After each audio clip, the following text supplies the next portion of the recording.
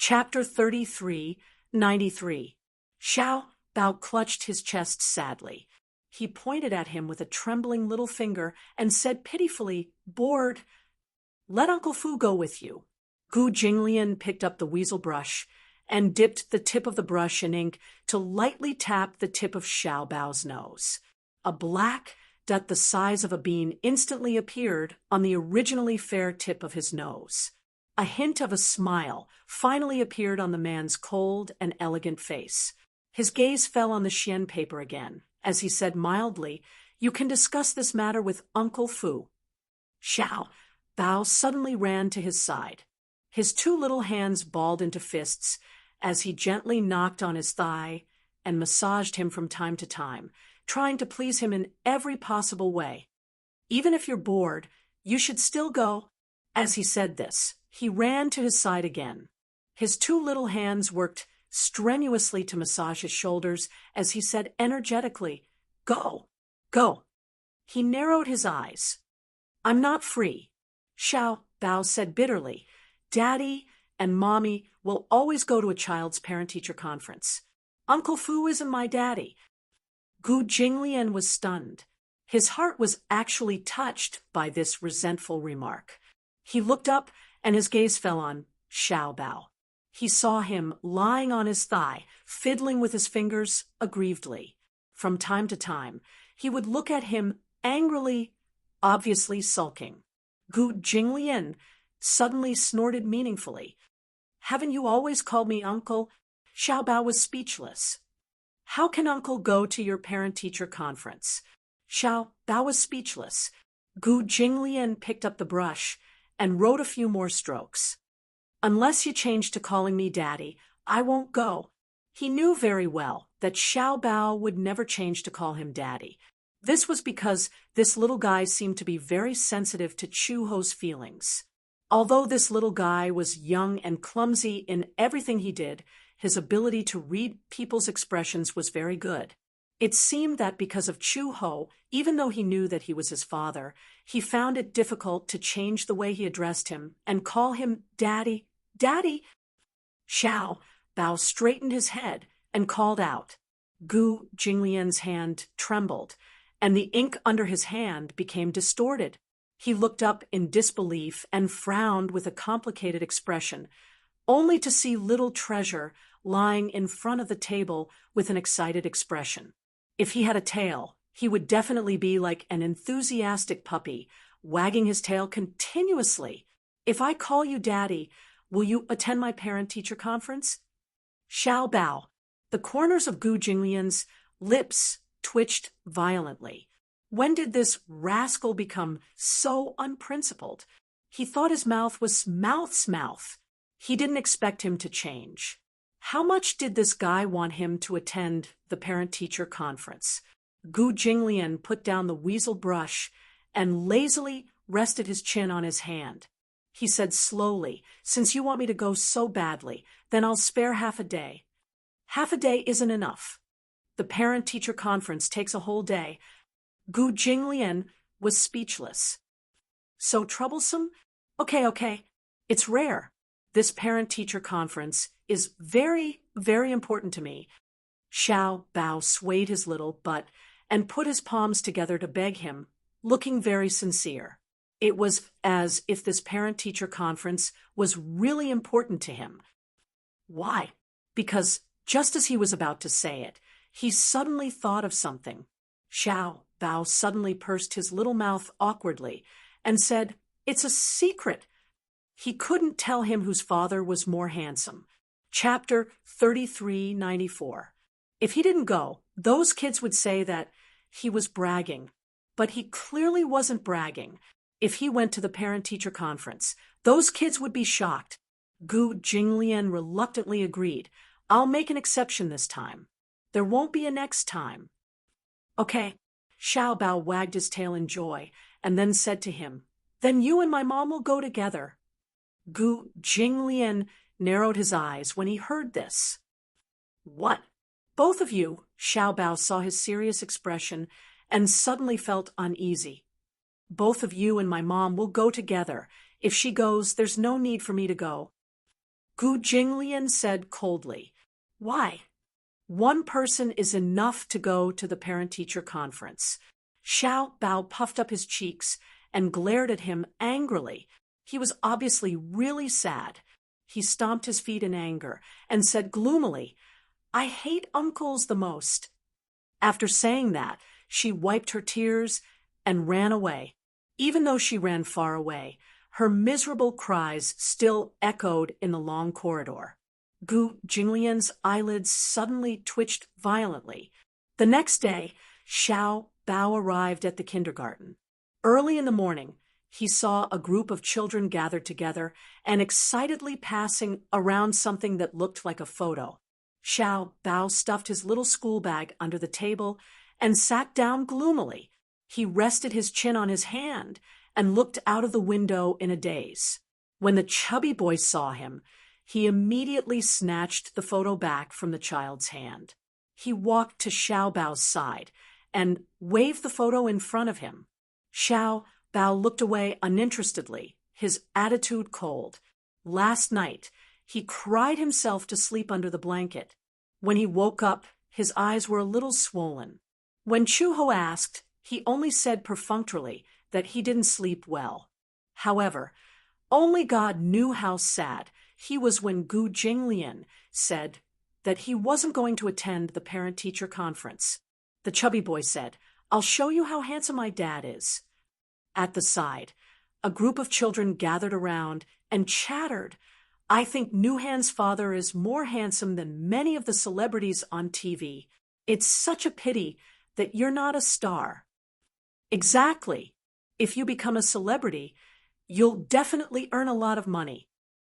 The fat boy turned around and said disapprovingly, Humph, how much money could a celebrity earn? My father runs a company, and he earns a few million a month. Wow, the group of little fellows exclaimed in surprise. They were all envious of him. Nuhan's father is handsome and owns a company. He's really amazing. Xiao Bao took the photo from the fat boy's hand and glanced at it. The man in the photo was very young. The background was at the entrance of a university. He was wearing a scholar's uniform. His face was indeed somewhat handsome. However, compared to Gu Jinglian, the difference was like heaven and earth. He threw the photo aside and snorted coldly. Humph, I was wondering how handsome your father was. Anyway, he's not as handsome as my father. Bragging, the chubby boy picked up the photo from the ground and said angrily, Xiao Bao, you only know how to brag. His father is definitely not as handsome as your father. Exactly. Nuhan's father is so powerful. Moreover, his name is so nice. Nuhan sounds much better than Xiao Bao Chu. Chapter 33:95. When Xiao Bao heard this, he suddenly stood up agitatedly. Who said that my name is unpleasant? Xiao Bao was named by my mom. I like the name Xiao Bao. The little girl sitting in front turned around. She was a little unhappy with the chubby boy's arrogant behavior. She sided with Xiao Bao and said, Xiao Bao, didn't the teacher say that you changed your name? Guqingza. I think it sounds much better than Nuhan. The group of children clamored. Then why were you called Xiao Bao Chu before? It's so unpleasant and feels so old-fashioned. Because Mom said that I was her precious baby. So I named myself Xiao Bao. Then why did you change your surname to Chu and change it to Gu now? Chu is my mom's surname. Wow. Then why did you take your mom's surname? Could it be? A child laughed and said, Your mom remarried with you, right? Is this dad of yours your biological dad? It's not like what you're saying. Xiao Bao said angrily, My dad dotes on my mom. That's why he let me take my mom's surname from the beginning. So that's how it is. This reason seemed to be convincing. A child asked, Xiao Bao, do you have a picture of your dad? Xiao Bao said guiltily, No. The chubby boy said mockingly he wouldn't dare to take it out.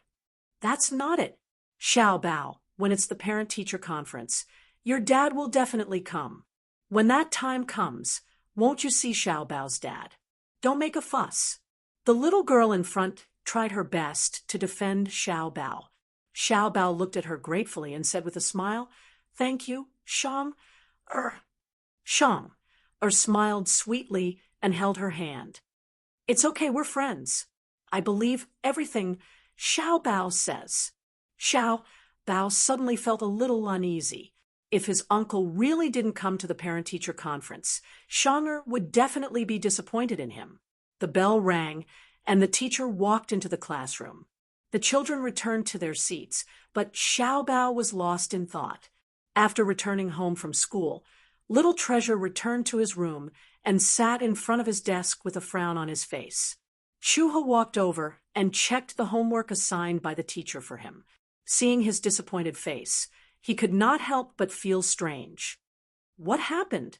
She felt strange. You don't seem happy these 2 days. Xiao Bao looked at her, but looked like he wanted to say something, but hesitated. Shuho asked him again and again before he finally told him the truth. In class, the chubby boy had always been at odds with him, always going against him. However, there was indeed some conflict between the two children. Sitting in front of Xiao Bao was Shanger. She was the prettiest and freshest girl in the class. Many boys in the class liked to get close to her. The chubby boy was no exception. Originally, Shanger was the chubby boy's deskmate.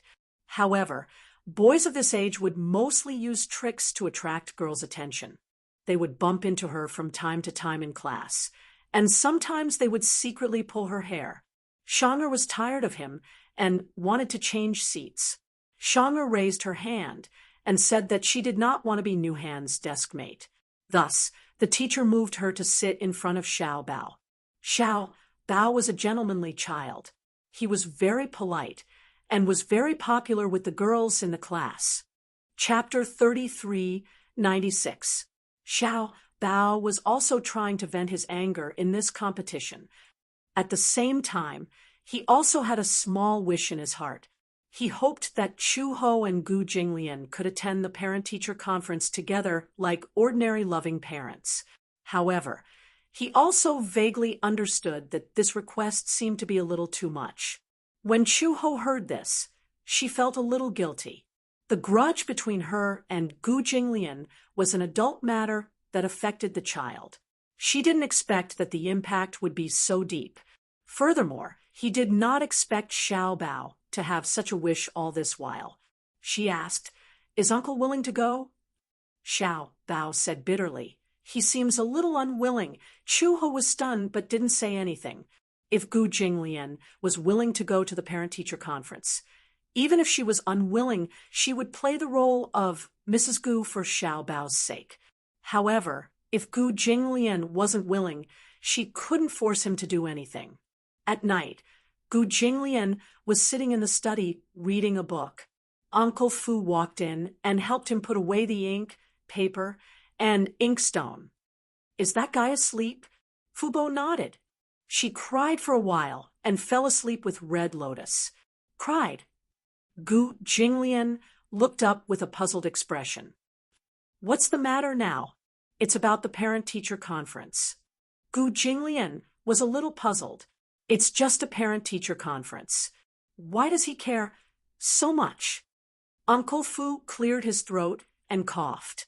According to the little guy, he made a bet with a boy in class. "A bet?" "Yes."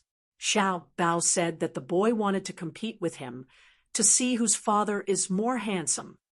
Gu Jinglian was speechless. So, this was the reason? He was speechless. "Old master, why don't you spare a day to accompany the little guy to the parent-teacher conference?" Gu Jinglian said in a low voice. "You know that I can't show my face easily." Uncle Fu was put in a difficult position. Indeed, with old master status, it was indeed not easy for him to appear in public. When he went out, he was accompanied by a group of bodyguards. It was not for the sake of appearances, but because with his identity, if he appeared in public, it would be easy for other forces to assassinate him. The Gu family had a reputation and prestige in the capital. Although they had cleaned up some of their businesses over the years, they were still the most prosperous family in the underworld. A tall tree attracts the wind, and it's lonely at the top. Every trip was accompanied by the danger of being assassinated. Therefore, when Gu Jinglian went out, he was always accompanied by more than 10 bodyguards. If such a large group appeared on campus, it would inevitably be inappropriate. But the little guy cried for a long time, as if he was very sad. Even I felt sad when I saw that. Uncle Fu nagged, "It's only a day. When the time comes, I will send people to ambush in the dark to protect old master. Moreover, if Red Lotus is by your side, you can pretend to be husband and wife with her. If you meet with an accident, she can protect you with her skills. I'm not worried about myself." Gu Jinglian put down his book and said coldly, "I'm afraid that the child will be hurt. Don't worry about that. I will send people to clear the area in advance. I will send people to patrol a few miles around the school." "Okay," Gu Jinglian said lightly, "then you can arrange it for me." Uncle Fu was overjoyed when he heard this. "Old master, do you agree? What else?" Chapter 3397. Soon, the notice for the parent-teacher conference was sent out. However, Xiao Bao crumpled it into a ball and threw it into the bin. Anyway, his uncle wouldn't come. He had made it clear that day that he found it troublesome and boring, so he definitely wouldn't come. This was nothing more than a piece of scrap paper. Thus, he didn't take this matter to heart anymore. For the past few days, the little guy had been sulking. Uncle Fu naturally didn't tell him about this, and wanted to give him a surprise. On the day of the parent-teacher conference, Uncle Fu went to wake Xiao Bao up. Xiao Bao sat up in bed and rubbed his eyes. Then, he saw Uncle Fu holding a brand new kindergarten uniform in front of him. Uncle Fu smiled and said, "Little master, today is the parent-teacher conference. Change your clothes and quickly get up to wash your face and brush your teeth." It would have been better if he hadn't said that. Once he said that, Xiao Bao's fair and tender little face immediately wrinkled up. He pouted his little mouth bitterly, and his eyes looked as though they were about to rain. Seeing this, Uncle Fu hurriedly sat by the window and looked at him in confusion. "Sweetheart, what's wrong? Don't cry, don't cry." "What parent-teacher conference?" Xiao Bao's tender and childish voice was full of resentment. "Uncle isn't going. He's a big baddie. I've already begged him, so pitifully, but he didn't give me any face.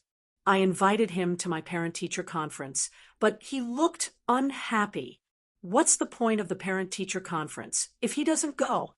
As he said that, he rubbed his eyes again, feeling wronged, and the rims of his eyes turned red. Uncle Fu's heart ached, and he coaxed him. "Oh, don't cry, don't cry. Who said that old master isn't going? Be good, don't cry. Don't worry. Old master will definitely accompany little master to the parent-teacher conference. Don't worry." "You're lying," Xiao Bao complained sadly. "Uncle won't go." "Who said so?" "Uncle said it himself." That day, he had already made it very clear. He won't go. Because the parent-teacher conference is boring and uninteresting. He won't go. Uncle Fu immediately hugged him and shook him. "Nonsense. Old master obviously went. He's already up and downstairs for breakfast in the dining room." "Really?" Xiao Bao's eyes widened in shock. There were still tears in his eyes. He quickly put on his clothes. His tie was still undone, and his jacket was crooked. He rushed downstairs anxiously and staggered to the dining room. He was surprised to see Gu Jinglian sitting in the dining room, eating a sandwich and casually flipping through the newspaper. Hearing footsteps, Gu Jinglian's voice. He Xiao Bao's lips suddenly trembled violently. He was excited, and his eyes were brimming with tears. He felt inexplicably moved, and all of a sudden he threw himself into his arms and hugged his thigh tightly. Uncle! Uncle Fu, I knew you wouldn't abandon me. Gu Jinglian's lips twitched, and he furrowed his brows. What do you mean by abandon you? Uncle Fu said that you're willing to go to the parent-teacher conference. Is that true? Gu Jinglian snorted coldly, confirming that it was true. However, when he opened his eyes, he saw from the corner of his eye that the little guy in his arms looked like he was about to cry. His face stiffened, and he stared blankly at the little guy who was so touched that he was about to cry. Uncle, you're so nice. Chapter 33:98. Did he think that any uncle who accompanied him to the parent-teacher conference was good? Xiao Bao sized him up and saw that he was wearing a casual shirt. He suddenly stood aside and crossed his arms to size him up. Gu Jinglian met his gaze in confusion and raised his eyebrows. What's wrong? Are you going to wear this today? Yes. Why don't you wear a shirt and a suit? It's troublesome. Moreover, for this trip, the more ordinary and casual it was, the better. Xiao Bao was not satisfied. Uncle looks more handsome in a suit. In Xiao Bao's eyes, Gu Jinglian was so handsome in a well-ironed suit that it angered the gods. Gu Jinglian clenched his fists. Give me an inch, and I want a mile. Wear it. Wear it. You look so handsome in a suit. Xiao Bao begged as he wrapped his arms around him. Gu Jinglian's patience was at its limit. Just as he was about to flare up, he suddenly thought of Uncle Fu's words. Young master is so pitiful. Old master, do you know? In Xiao Bao's heart, you have always been a great figure. You can't ruin this heroic image. He held it in and did not get angry. 10 minutes later, Chu Ho changed her clothes and came downstairs. Uncle Fu had just tidied up Xiao Bao's clothes. At this moment, the little guy was sitting at the dining table and eating breakfast with relish. Uncle Fu saw her come down and smiled at her. Chu Ho was a little embarrassed and asked, "Where is he?" Old master went upstairs to change into a suit. A suit? Chu Ho was a little confused. It's just a parent-teacher conference. Why do you have to dress so formally? Xiao Bao said righteously, because Uncle looks the most handsome in a suit. She was actually speechless. Soon, Gu Jinglian changed into his suit and came downstairs. When he saw Chu Ho, he ignored her and walked past her into the restaurant. At that time, he had changed into a suit and stunned Xiao Bao. Xiao Bao's eyes widened, and he immediately jumped down from his seat. He circled around him and exclaimed, "Oh my God! Uncle is so handsome! I knew it! Uncle looks the most handsome in a suit." Gu Jinglian was speechless, but he was suddenly pulled to Chu Ho's side by the little girl. The two of them were forced together. Xiao Bao rubbed his chin and squinted his eyes to size them up, as if he was studying something. For a moment, Chu Ho's entire body stiffened. Gu Jinglian said coldly, "What are you looking at? Why do I feel like something's missing?"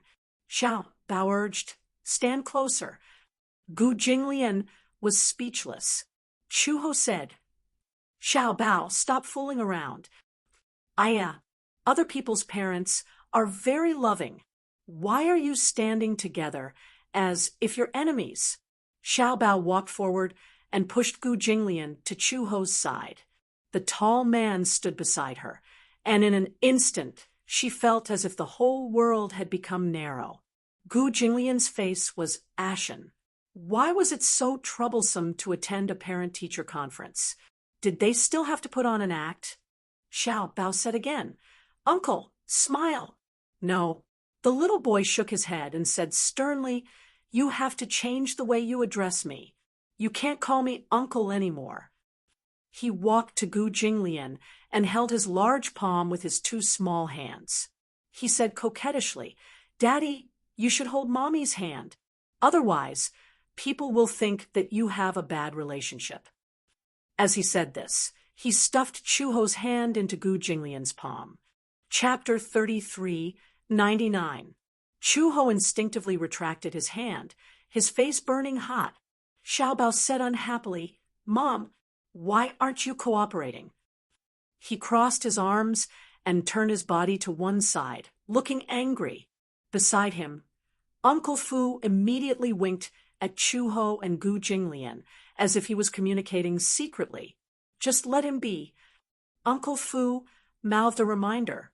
While Chuho was hesitating, Gu Jinglian's lips suddenly curved into a cold smile. He raised his hand and held Chuho's hand, but he only held it lightly and didn't hold it too tightly. From the looks of it, it was already barely enough. "Is this okay?" Gu Jinglian was already making the biggest concession. Xiaobao turned his head and looked at him seriously for a while. Suddenly, he expressed his opinion. "Uncle, Dad, are you smiling or gritting your teeth? I feel that your face is a little fierce and not gentle at all." Gu Jinglian was on the verge of exploding. He wasn't a gentle person to begin with. Xiaobao pestered him and said, "Why don't you try smiling?" Chuho immediately squatted down and pulled Xiaobao in front of him. He patiently guided him. "Xiaobao, don't worry, Uncle. Mom and Dad will definitely perform well at the parent-teacher conference. Even if you don't remind us, we will definitely be very loving. But we're not at school yet, so don't force us, okay?" Xiaobao then nodded resentfully and said, Okay. He was already very satisfied that Gu Jinglian was willing to go to his parent-teacher conference with his mother. After breakfast, Uncle Fu sent Gu Jinglian, Chuho, and his mother to the car. For today's trip, he had put in a lot of effort in advance. Before this, he had already sent 2 groups of people to Xiaobao's school. Along the way, there were also people secretly protecting him at all times. There would definitely be no accidents. With Uncle Fu in charge, Gu Jinglian could rest assured. Therefore, he didn't ask any more questions. The car sped away, leaving behind a trail of dust. Along the way, the car was silent. Gu Jinglian sat in the back seat with his arms crossed over his chest and his long legs crossed elegantly. Baby Chu, on the other hand, was sitting next to Chu. He was obviously very happy, so much so that along the way, his legs were kicking up and down. He was obviously in a good mood. He was humming a nursery rhyme that he learned from music lessons. His head was swaying back and forth, and he was in high spirits. Chuho saw that he was very happy, and his heart relaxed a little. She looked up, but her gaze inadvertently met with the man sitting opposite her. Gu Jinglian's posture was relaxed. He leaned lazily against the back of the seat, but his cold gaze fell on her. She couldn't help but shudder. She turned her eyes slightly. Somehow, she felt that his gaze on her was like a sharp thorn in her back. It was already late when they arrived at the entrance of the kindergarten. There were all kinds of expensive cars parked at the entrance. All the students who enrolled in this kindergarten came from extraordinary families. They were either rich or respectable. The car stopped steadily at the entrance of the school. Gu Jinglian carried Xiaobao and got out of the car. Chuho carried Xiaobao's school bag and also got out of the car. She had just closed the car door when she suddenly felt that her hands were empty. She turned around in surprise and saw that Gu Jinglian had taken his school bag. He carried Xiaobao in his left hand and held his school bag in his right. When Chuho saw this, she immediately said, "Let me carry Xiaobao." "No need." Gu Jinglian turned around and slowly entered the school with the crowd. Chapter 3400. As he passed by, the other students looked at him in surprise as he walked toward the school gate. It was not because of his stunning good looks, but because of the aura he exuded. It was inviolable, sharp, and had an inviolable elegance. Oh my God! Is this man a parent too? He's so handsome. He was born with a celebrity face. No way? He's so young. I can't tell that he's already a father. Also, did you notice that he looks like a celebrity? I remember now. Is that celebrity called Gu Xingza? Now that you mention it, I noticed it too. They do look alike, but their auras are different. Comparisons are odious. They're both children in the middle class, but look at mine. His belly is so big. A group of people looked at Gu Jinglian's back and whispered among themselves. Chuho was stunned for a moment, then followed him nervously. At the school gate, the crowd was surging. Gu Jinglian carried Xiao Bao until they entered the school gate. Then he put Xiao Bao down. At this moment, the parents in the corridor were in a hurry as they followed their children to their respective classes.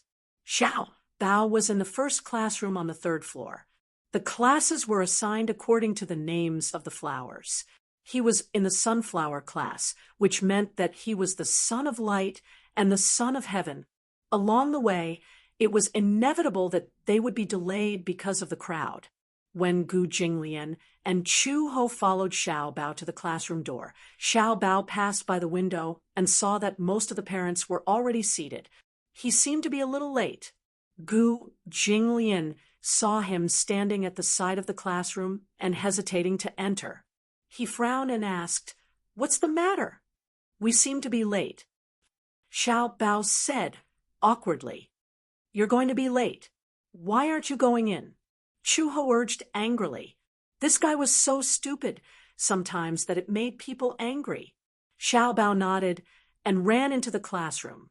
Standing at the door, he pinched the corner of his shirt and said shyly, "Teacher, good morning." As soon as he finished speaking, he was stunned by the scene before him. In the huge classroom, there was a group of people. Other than him, all the parents of the children had already arrived and were seated. There were 7 rows of tables and chairs in the classroom, and each table had 2 seats. The children sat on the seats while their parents sat beside them, forming a small triangle. However, the funny thing was that because it was a middle shift, the seats were very short. This was just right for children, but for many parents, it was too narrow and short, not to mention Gu Jinglian's imposing height. The fat boy saw him at a glance and suddenly stood up. He said proudly, "Xiao Bao, you're here. Where are your parents?" He was so arrogant that he seemed to be waiting to see him make a fool of himself. Xiao Bao looked beside him and saw a man dressed in a suit.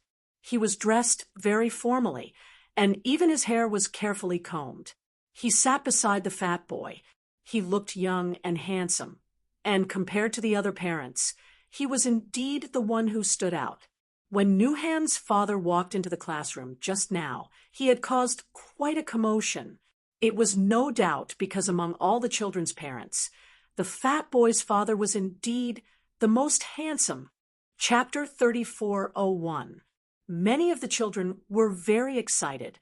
They surrounded Nuo Han's father and looked at him with admiration. Some even said, "Xiao Bao isn't here yet. He must be too embarrassed to come. His father can't be compared to Nuo Han's father." That's right. Look at him. He came alone. He was still talking about how handsome his father was. He must be bragging. Nuo Han's father is the most handsome. I'm so envious of Nuo Han. If only I had such a handsome father.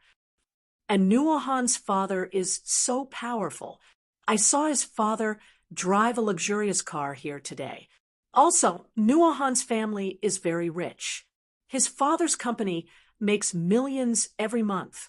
Nuo Han's face was even more pleased with himself. He crossed his arms and looked at Xiao Bao arrogantly. How was it he couldn't be compared to him? Now, all the children in the class thought that his father was the most handsome. Let's see what the stupid Xiao Bao can do.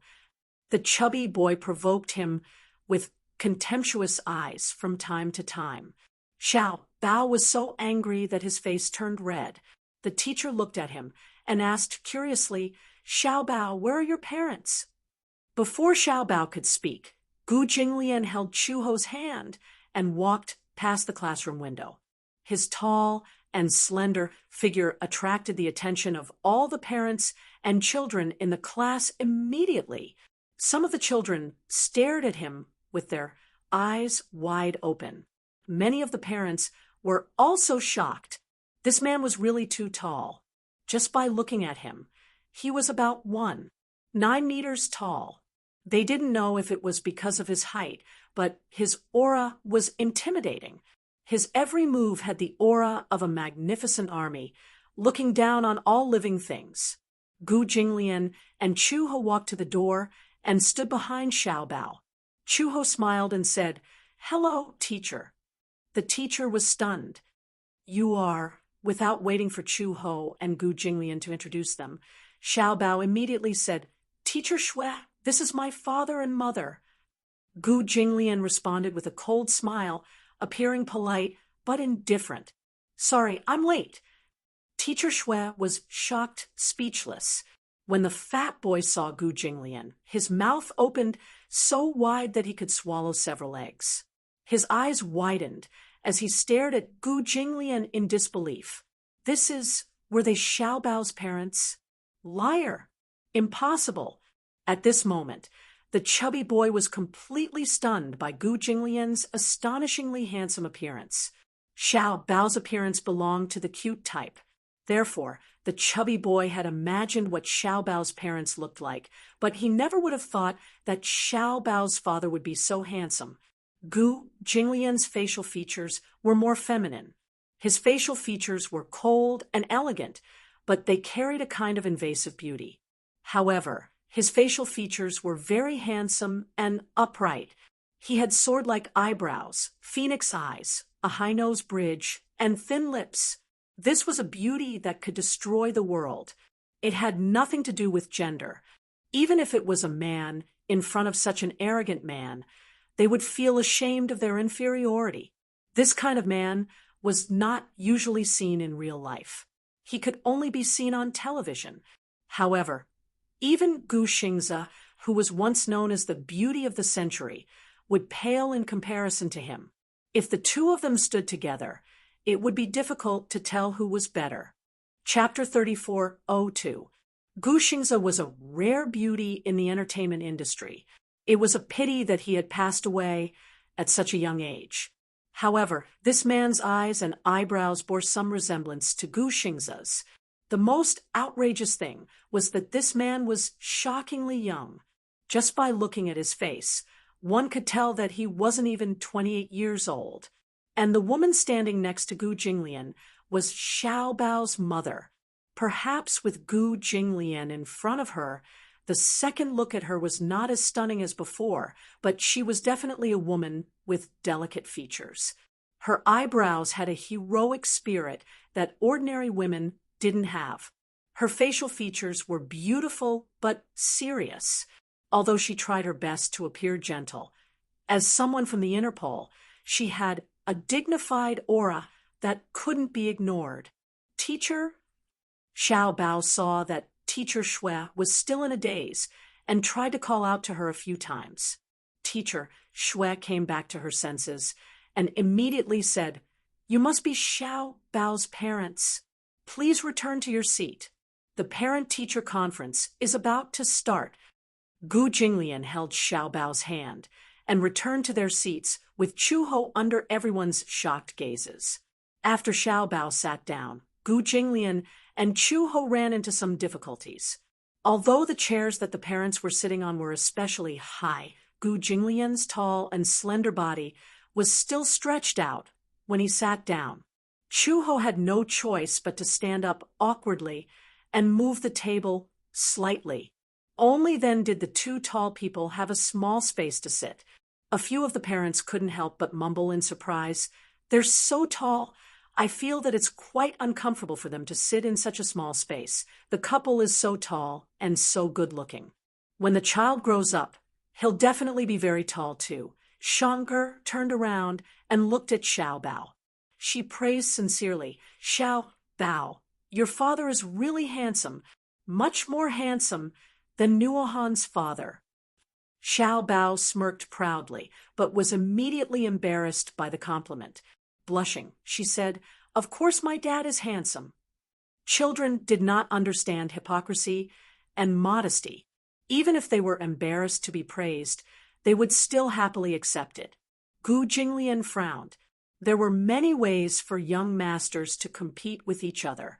However, this was the first time his own son had compared him to see whose father was more handsome. He didn't particularly care about his appearance, but because he had a serious obsession with cleanliness, he always took care of himself. Coupled with his exceptional looks and height, it could be said that he was particularly conspicuous among the group of parents. Ms. Xue stood on the podium and smiled at the audience. "Dear parents, hello. First of all, please allow me, on behalf of all the teachers and students of Sunflower Class, to extend our warm welcome and sincere thanks to all the parents present today." Ms. Xue was giving a speech on the podium. However, below the podium, whether it was the parents or the children, all of them were secretly sizing up Gu Jinglian. Chu Ho sat in his seat and felt the gazes from all around him. For a moment, he felt as if he was sitting on pins and needles and felt uncomfortable all over. She used to be a criminal police officer. Whether it was in the past or now, she didn't like the feeling of being watched in disguise. Especially Nuo Han's father, who kept nagging Gu Jinglian to look in her direction. Chu Ho raised his eyebrows unhappily and followed his line of sight to glare at him. Chapter 3403. Gu Jinglian was speechless. "What kind of game is this? I'm not playing." Chu Ho's eyebrows twitched. Just as he was about to say something, Teacher Xue called out from the podium, "Little you!" Clap, clap, clap. The group of children patted each other's shoulders enthusiastically. Some of the more clumsy children were slower to react. When they heard "Little you"'s command, they slapped their thighs. Even though the parents felt awkward and felt that this game was extremely childish, they still had to cooperate with their children. Therefore, they responded sparsely.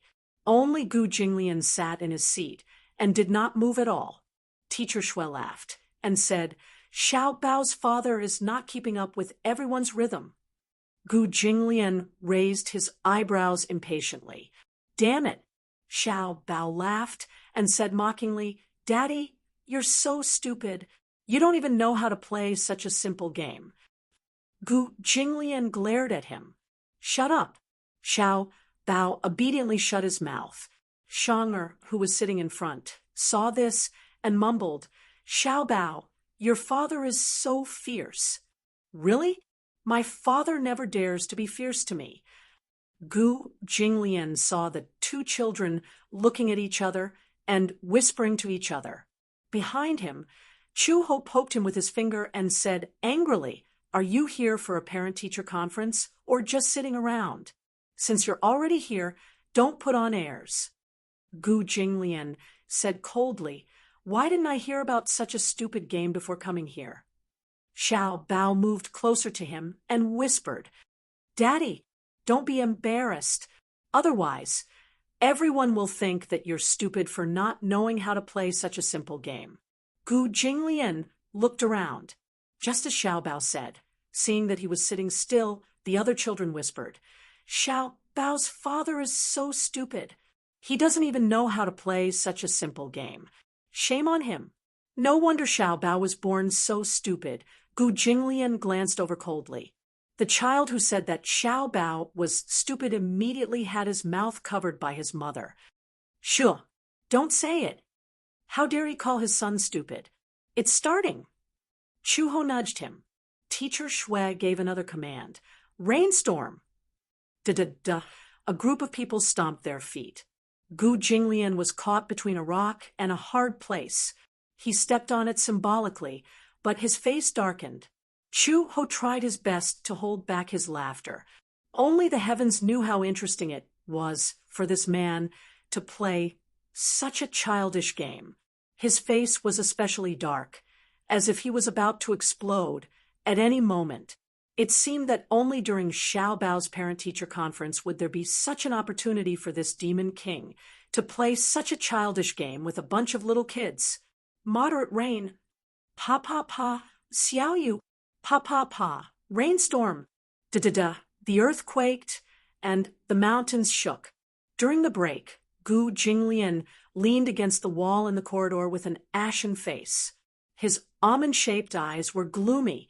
Xiao Bao stood pitifully beside him and said innocently, "All right, Daddy, don't be angry. Next time, I won't let you play such a boring game." "There won't be a next time." The chubby boy pulled Li Xianlai to the corridor and saw Xiao Bao hugging Gu Jinglian's long legs. The chubby boy pointed at Xiao Bao and said, "Daddy, that's him. His name is Gu Qingze. He's been bullying me." Chapter 3404. The chubby boy nodded and waited for his father to stand up for him. Li Xianlai walked up to Gu Jinglian and greeted him with a smile. "You're Gu Qingze's father, aren't you?" Gu Jinglian looked up and glanced at him. His icy gaze swept over him before he smirked coldly. "What's the matter?" "It's nothing special. I just wanted to meet my rumored competitor." Li Xianlai said casually, "Children don't know any better and are actually competing over such childish things. Do you know what the two of them are doing compared to us? I've always heard from my son that you're Xiao," Bao said, "that you're the most handsome father in the world. It made me a little curious, too. However, now that I've seen you in person, you really live up to your reputation." Gu Jinglian's reaction was very cold. He was a man of few words, so he didn't respond to Li Xianlai's greetings and only smiled coldly. It was obvious that he didn't care. As a result, Li Xianlai was extremely embarrassed and couldn't find a way out. His expression suddenly became a little unhappy. Usually, in the company, it was only his subordinates who complimented him. He didn't care about other people's expressions. Li Xianlai purposely picked on Gu Jinglian, not only for his son's reputation, but also for his own reputation. He said, "I don't think I've heard you mention before. What do you do for a living?" Gu Jinglian said coldly, "That's not for you to ask about." Li Xianlai suddenly felt suffocated again. Gu Jinglian's tone was neither cold nor warm. Although his words were concise and comprehensive, the arrogance in his words couldn't be concealed at all. It made Li Xianlai extremely embarrassed. He snorted coldly and said, "I didn't expect you to be so arrogant. It seems like you've been in power for a long time, so you speak with such an arrogant tone. If you ask me, there's no shortage of important people here. Most of the people who can send their children to this kindergarten are worth tens of millions or more. Even if you really have some background, you don't have to be so arrogant, right?" These words were a classic example of hitting the nail on the head. Gu Jinglian was already fuming because of the boring conversation just now. He said coldly, "Do I need to ask for your opinion on my attitude and emphasis?" When Xiao Bao saw this, he couldn't help but worry that Gu Jinglian would make things difficult for Li. He immediately said, "Dad, don't be angry. Don't stoop to his level. Let's go into the classroom." With that, he held Gu Jinglian's hand and walked into the classroom. Li Xianlai was so angry that he stomped his feet. Gu Jinglian's arrogant attitude had completely angered him. If it wasn't for the school, he would have flared up. "Mother of Asterisk, what the hell is this? What are you so arrogant for?" Li Xianlai planned to give this guy a good taste of his medicine. And parents, to calm the three people for legs. The rules of the 3-person, 4-person leg tide race were relatively simple. The parents and children were in one group, and each group had one leg tied together with a cloth bag. The bag was tied above the ankle joint and the calf near the knee. Then, They stood up and started running at the same time. In the end, the first one to reach the finish line was the winner. Chapter 3405. When Chu-ho was working at the Public Security Bureau, he had come across this game at an event held by the Bureau. However, Gu Jinglian had never heard of it. They were in the second group for the preliminary round. The three of them stood in a row, with Chu-ho on the left and him on the right. Xiao Bao was naturally in the middle. However, Gu Jinglian and Chu-ho were really too tall. Xiao Bao couldn't even hug their waists when he stood in the middle. Xiao Bao didn't have much confidence. He felt that this game was really too difficult. However, there was a prize for first place. A super big doll. Xiao Bao liked it very much. Children of his age had almost no resistance to furry toys. As a prize, it was different from buying one himself. A prize meant honor. Xiao Bao naturally looked forward to it. Hence he asked Chu-ho, "Mom, can we win?" Chu-ho glanced at Gu Jinglian, then looked at Xiao Bao and said, "It's not a problem to win, as long as your dad doesn't drag us down." Gu Jinglian heard this and snorted disdainfully. He said mockingly, "Who's the one dragging us down?" Xiao Bao whimpered and tugged at Gu Jinglian's sleeve. "Dad, you have to win. I heard that the prize is a very big toy." Gu Jinglian raised his eyebrows. His tone was unusually gentle. "Got it." Teacher Shui raised her whistle and swept her gaze around. When she saw that all the parents and children were ready, she clapped her hands and said, "Is everyone ready?" "Ready." "Then let's invite the parents to bring their children to the finish line." Teacher Shui counted down. Accompanied by a loud whistle, a group of parents brought their children to the finish line with great difficulty. The rules were simple, but the game was difficult to play. Not only did it test the tacit understanding between parents and children, but due to the difference in height, if the steps of the parents were too big, the children would inevitably not be able to keep up. They might even fall. The fat boy was in the same group. As soon as he whistled, the three of them rushed to the finish line in a flurry. The father and son were eager to win. When they were close to the finish line, their steps were hurried, and they dragged the little fellow down with them. They were in quite a sorry state. In the beginning, Gu Jinglian could not coordinate with Chu-ho. The two of them carried Xiao Bao and stumbled. The main reason was that Gu Jinglian was too tall, which became his biggest disadvantage. He had always been arrogant, so it was impossible for him to cooperate with Chu-ho. Chu-ho tried to cooperate with him. In the end, he barely managed to reach the finish line in second place in the group and entered the finals. Xiao Bao cheered, feeling that he was one step closer to victory. However, Chu-ho despised it to death. "You're so clumsy." Gu Jinglian was originally at a disadvantage.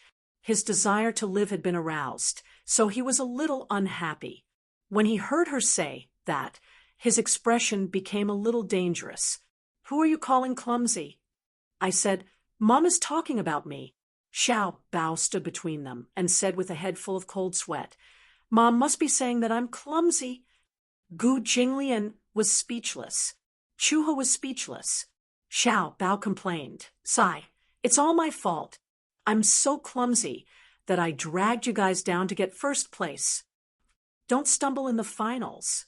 Chu-ho said, "Otherwise, Xiao Bao's first place will be gone." Gu Jinglian said, "Don't worry." Chapter 3406. When they were preparing for the finals, Gu Jinglian tied up his legs. Suddenly, he thought of something and hugged Xiao Bao's shoulder. With his lift, Xiao Bao was lifted up a little and was almost lifted into the air. When Chu-ho saw this, he immediately understood his intention and hugged Xiao Bao's other shoulder. The two of them were carrying Xiao Bao in their arms. This way, they only had to worry about the coordination of their feet. Gu Jinglian said, "I'll use my right leg first. You use your left leg first." Chuho nodded and said, "Okay." As soon as the whistle blew, Gu Jinglian narrowed his eyes and took a step forward. Chuho also moved. This time, the two of them cooperated exceptionally well. They took turns to kick and were terrifyingly coordinated. The group of people watched as the two of them instantly left the team behind them more than 10 meters behind and strode towards the finish line.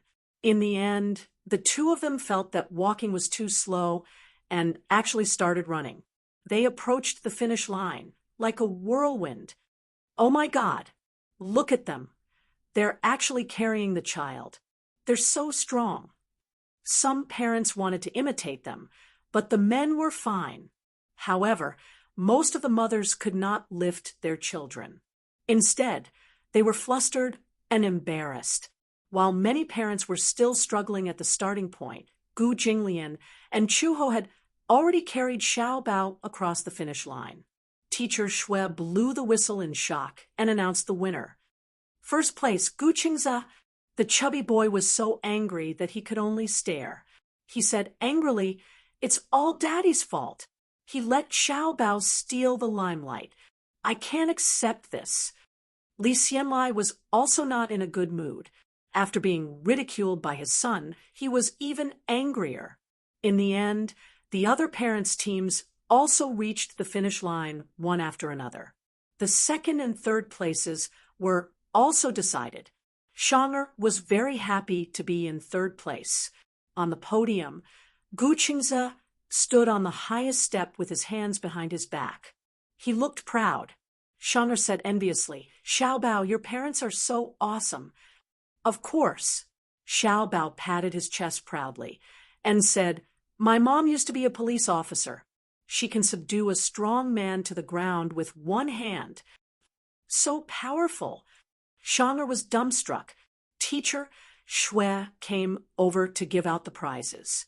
The second and third place prizes were stationary. There were crayons and cartoon sharpeners. The first place prize was a meter-long doll. Xiao Bao was so happy that he hugged her tightly and grinned from ear to ear. Standing below the stage, Gu Jinglian looked at the little guy on the stage. The ice on his face finally broke, and a slight smile appeared on his lips. Chu Ho inadvertently caught a glimpse of the smile on his lips. He was startled for a moment before curling his lips into a smile as well. When the parent-teacher conference ended, Xiao Bao was still reluctant to leave. Today was probably the happiest day of his life. There was Daddy, Mommy, and him. In the end, the three of them competed in a competition, and even won a prize. Everything that he had never dared to imagine had actually happened. It was so happy that it felt surreal. When they left the kindergarten and walked to the parking lot, Xiao Bao was hugging the heavy doll. Chu Ho offered to help him carry it, but he was reluctant to let go. "Mommy, I'll carry it." Xiao Bao hugged the doll like it was a treasure, his face beaming. "This is Xiao Bao's prize. No one can snatch it from me." Chapter 3407. Before he could finish speaking, a shadow flashed past him. Little chubby boy appeared out of nowhere and slammed him onto the ground. Xiao Bao was caught off guard and was knocked to the ground. Immediately after, his arms were empty. The toy had been snatched away by Nuohan. Gu Jinglian turned around and saw Xiao Bao on the ground. Chu Ho immediately went forward and picked up Xiao Bao. Xiao Bao was in pain from the fall, but he held it in and did not cry. When he looked over, he saw that little chubby boy had already snatched his toy away and was holding it in his arms. Li Xianlai and Nuohan's mother were standing at the side, looking at them with gratification, as if tacitly allowing their child to do so. Gu Jinglian's face darkened. Chuho was furious. He shielded Xiao Bao in his arms and said coldly, "What do you mean by this? Are you condoning your child to snatch someone else's toy?" Nuohan's mother said disapprovingly, "What do you mean by snatching? The child is not sensible. It's not as serious as you make it out to be." "Isn't this snatching?" Taking something without permission is called stealing in the dark and snatching in the open. Nuahan's mother heard this and was quite angry. She said angrily to Nuahan, "Nuahan, return the toy to him. What kind of toy do you want? Mommy will go to the counter and buy it for you. Why do you want someone else's toy?" Nuahan pouted and said, "I don't want it. I want this. I like it." Xiao Bao complained angrily, "If you like it, why don't you win it back with your own ability? Mommy and I won this toy. Return it to me." "I'm not returning it." Nuahan also replied angrily. "Who asked Xiao Bao to steal all the limelight at the parent-teacher conference today?" Little Fatty was so angry that he couldn't vent his anger. Nuahan's mother saw this and immediately said to Chu Ho, "It's just a toy. How much is it? I'll buy it." Then she took out a Chanel wallet from her bag and fiddled with it as if she was fishing for money. "Buy it with money? Huh." To Xiao Bao, the value of this toy could not be measured by money. In the eyes of such a young child, there was no concept of money at all, only sacred honor. In the eyes of a child, a few $100 bills were not even as valuable as a few red flowers on the blackboard. Buy with money? Who was this woman insulting? What's more, how much could this toy be worth? It could be bought outside for a few hundred yuan, but in Xiao Bao's eyes, it wouldn't even be sold for a few million yuan. Xiao Bao said, "Who wants your money?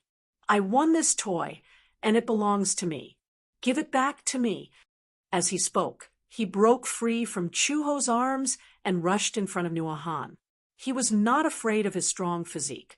Little Fatty was taller than Nuahan, so he was naturally stronger than Xiao Bao. Therefore, he did not put a little beam like Xiao Bao in his eyes. When he saw Xiao Bao running over to take the toy back, he did not even look and pushed him. However, he did not expect that Xiao Bao had come prepared. Instead, he fiercely returned a punch. The reason why he was so easily hit by him before was because of Nuahan's sneak attack. He was not prepared at all, so he was caught off guard and fell to the ground. But now he was prepared. Moreover, when he was at the Gu family, Uncle Fu did not train him for nothing. Chapter 34:08. Usually he looked cute and adorable, but that was because he was gentle. Uncle Fu had also taught him not to fight with other children. Hence, he looked like he was easy to bully. But in reality, with one punch, Nuahan fell to the ground. Taking advantage of this moment, Xiao Bao reached out to grab the toy in his arms. Seeing that his precious son was being bullied, how could Li Xianlai let it go? Thus he walked over and stretched out his leg to kick Xiao Bao. Fighting between children was a matter between children. As an adult, he could only stop it. But not only did Li Xianlai intervene, he even wanted to kick Xiao Bao.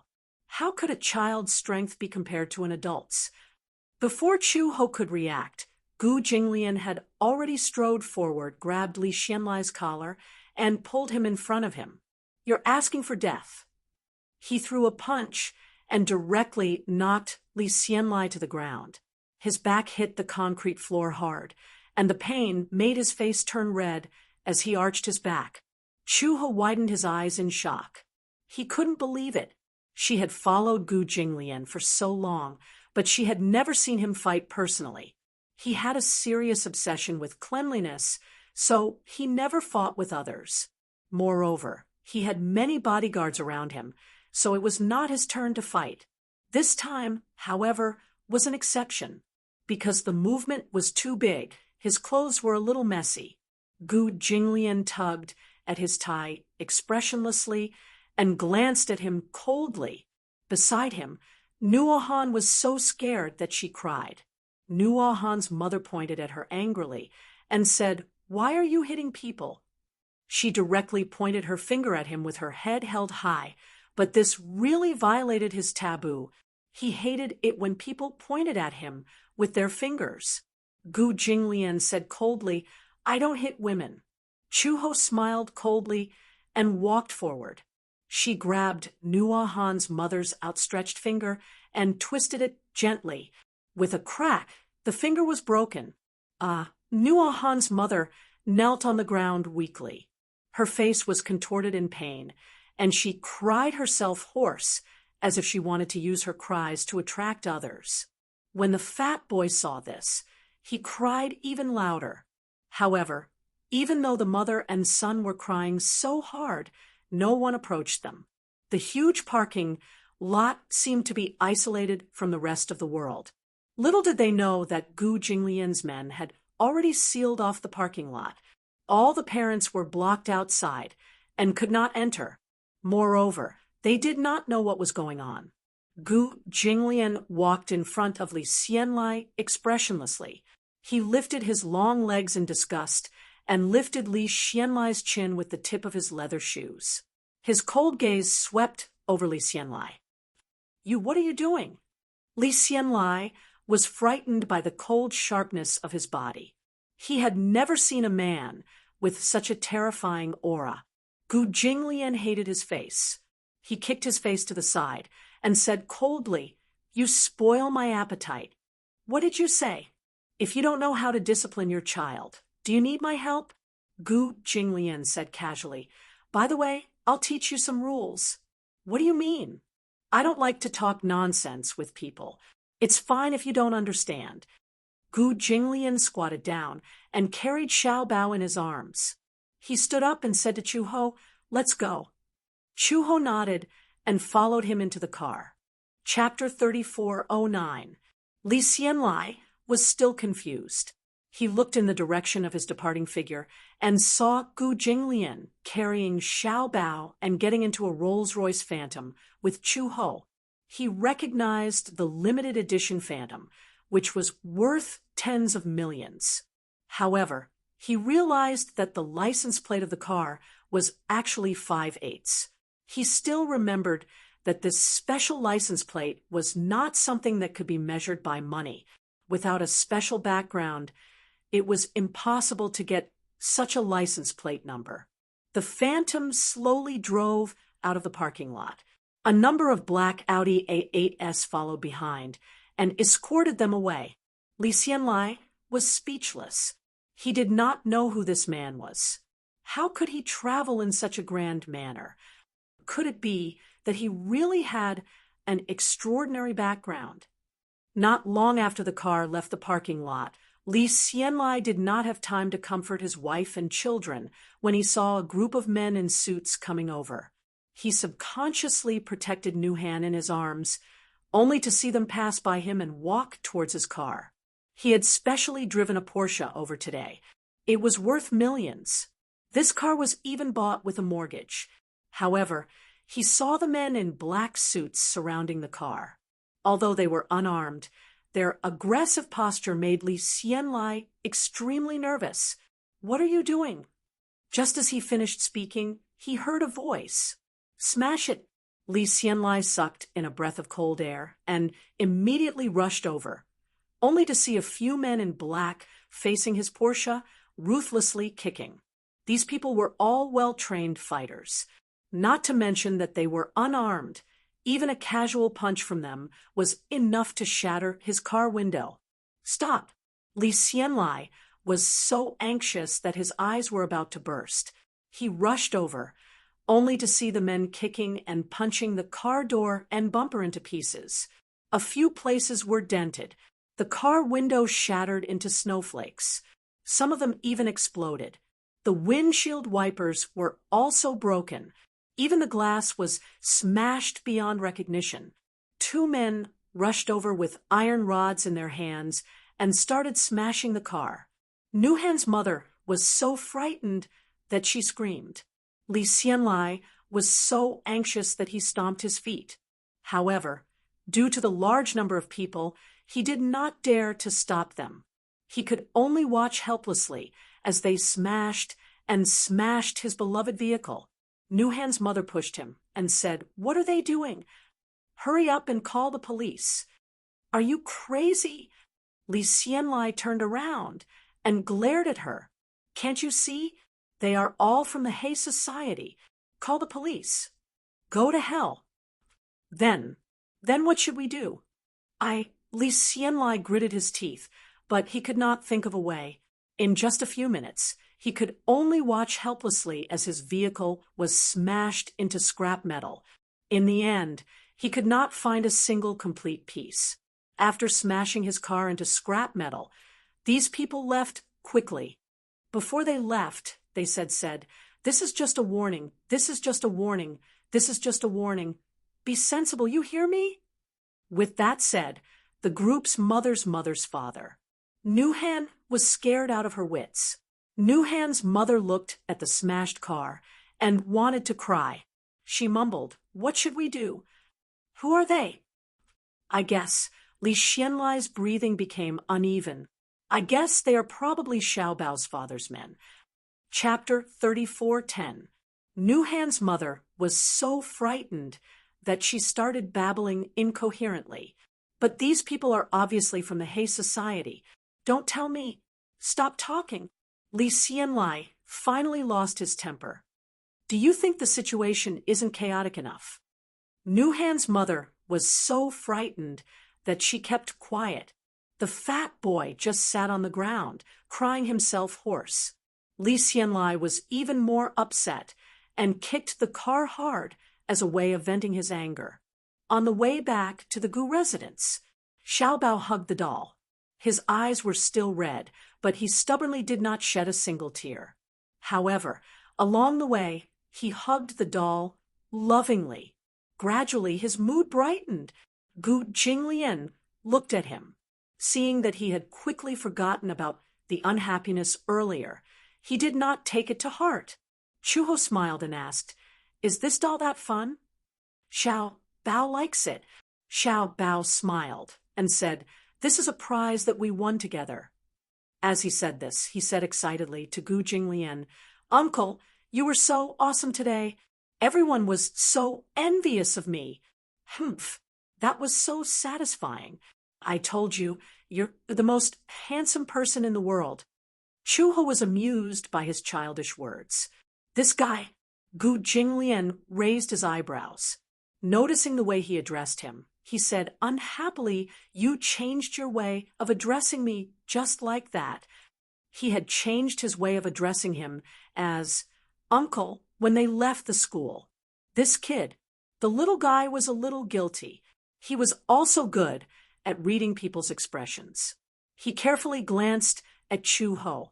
Seeing that she was all smiles and did not seem to have any objections, he mumbled, "Daddy, you're so unwilling. No one's forcing you." Xiao Bao immediately moved towards him, nudged him, and smiled obsequiously. "No, Uncle, Daddy, don't mind it. I'm just used to it.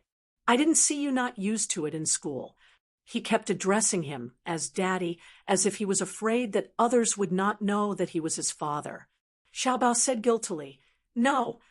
He was afraid that Chuho would take issue with him. If his mother didn't mind, he was more willing to call him father. After all, they had been together for such a long time. It would be a lie if they didn't have any feelings for each other. However, they didn't rely on him like other children rely on their fathers. Gu Jinglian snorted coldly and put an arm around his shoulder. His voice became gentler. "Are you happy today?" "I'm happy." How could such a young child know how to lie? He said sincerely, "Today is the happiest day of Xiao Bao's life." When Chuho heard this, he felt upset. Ever since he was young, Xiao Bao was filled with curiosity and yearning for a father. Xiao Bao did not have a father since he was young, so he was ostracized by his peers. Many children attacked him, saying that he had a mother to give birth to but no father to raise him. This had always been Xiao Bao's sad past. However, it was different now. In front of so many children, Xiao Bao had gained enough face. With such a cool father like Gu Jinglian, it was indescribable how proud he was. Who would have thought that such a young child would know how to be proud and have some vanity? But it was this little bit of vanity that was so easily satisfied. For a moment, Chuho felt a little guilty. He felt that he owed Xiao Bao too much during his childhood. As soon as he got home, Xiao Bao held up the plushie and his beloved spoils of war and went to Uncle Fu to show off. Chapter 34:11. Chu Ho and Gu Jinglian got out of the car. Uncle Fu came up to them, with Xiao Bao in his arms. He looked at Gu Jinglian with a smile, then at Chu Ho. He asked cheerfully, "How was it? Was Xiao Bao's parent-teacher conference interesting?" Gu Jinglian frowned. He suddenly thought of the stupid games they played at the parent-teacher conference, and his face turned gloomy. Chu Ho also thought of the unpleasant things that happened before they left. He did not look happy either. Boring. Boring. The two of them said almost at the same time. After that, they went back to their respective rooms. Uncle Fu carried Xiao Bao in a daze and stood there in a mess. In the study, Gu Jinglian stood by the bed and looked at the courtyard through the window. Xiao Bao was playing with the doll by the pool. Beside him stood a few burly men. Although these thugs had fierce faces, when they looked at Xiao Bao, their gazes were full of affection. Ever since Xiao Bao had settled down in the Gu family, he seemed to have become the Gu family's mascot. Everyone liked him very much. These tough men had always fought and killed their way through, living a life of blood on the tip of the blade. However, when facing Xiao Bao, their warmest side was also stimulated. Children were like animals. They were very innocent and could stimulate the affection deep in people's hearts. Someone knocked on the door. Uncle Fu pushed the door open and walked in with tea and snacks in his hands. He saw Gu Jinglian standing by the window and placed the snacks on the table. Uncle Fu walked up to him. "Old master, you must be tired today." Gu Jinglian's gaze fell on Xiao Bao through the window. He saw him holding the doll and laughing heartily at the thugs, revealing his cute little rabbit teeth. He looked so innocent. A doting smile gradually appeared on the man's face, which was usually cold and aloof. Uncle Fu heard him speak and curiously followed his gaze. He realized that he was staring at Xiao Bao and immediately said, "Xiao Bao is very happy today. I can tell that he especially likes this doll. This is not like the ones bought outside. Old master won this doll for him. He treasures it so much." Gu Jinglian's smile deepened. When Fu Bo saw him smile, he understood in his heart that even though master usually did not show his emotions in reality, he doted on Xiao Bao very much. Gu Jinglian noticed that Uncle Fu was secretly laughing at him. His smile disappeared, and he returned to his usual cold expression. He returned to his desk and picked up the teacup. He gently lifted the lid gently and took a sip and ordered him coldly, "Check someone for me." "Yes, old master." He put down the teacup and said in a cold voice, "Li, go first. This person, what's wrong with him?" Uncle Fu was a little surprised. "Did he offend old master in any way? Check on this person's background." "Yes." Uncle Fu accepted the order and immediately left. In the middle of the night, Gu Jinglian finished his work and was about to go to bed after taking a shower. He suddenly thought of something and groped his way to Xiao Bao's room. However, the room was cold and empty. Under the moonlight, he saw that there was no one on the bed. Xiao Bao was not in his room. He left the room and passed by Chu Ho's room. He stopped in his tracks and turned around. He gently turned the doorknob and pushed the door open. In the huge bedroom, Chu Ho was lying on the bed with his arm around Xiao Bao. He was originally breathing lightly and was sound asleep. Chapter 34:12. Before he fell asleep, he did not forget to hug the doll tightly in his arms. He loved it so much that he could not bear to part with it.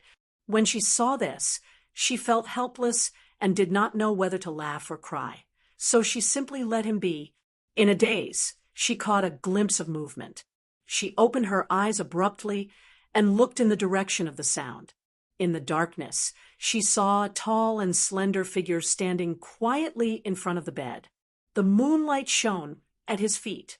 When he saw that she had woken up, he raised his finger slightly and placed it between his lips, indicating that she should not make any noise and wake the child up.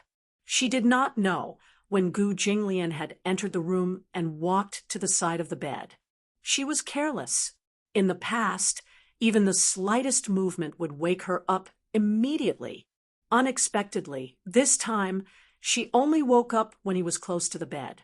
It seemed that her sense of danger had deteriorated after staying in the Gu family for so many days. She only woke up after he walked in for so long. Gu Jinglian looked down and saw Xiao Bao sleeping soundly in Chu Ho's arms with a contented expression on his face. His two arms were wrapped tightly around the doll. Even though he was sleeping, he could not bear to let go of the doll. How much did he like this doll? But in Gu Jinglian's eyes, this doll was so ugly that it could not even be compared to him. He slowly sat sideways by the bed and sized him up. As he looked at Xiao Bao's chubby and fair little face, he could not help but have the urge to tease him. He reached out his slender fingers and gently pinched Xiao Bao's nose. When Chu Ho saw this, the corners of his lips twitched violently. He did not expect this man to have such a wicked sense of humor. In his sleep, Xiao Bao suddenly felt that he could not breathe. His little mouth opened with a buff sound. He breathed through his mouth, but he did not wake up. This guy was really in a deep sleep. Gu Jinglian could not help but feel that this guy was especially cute only when he was asleep. At least it was quiet.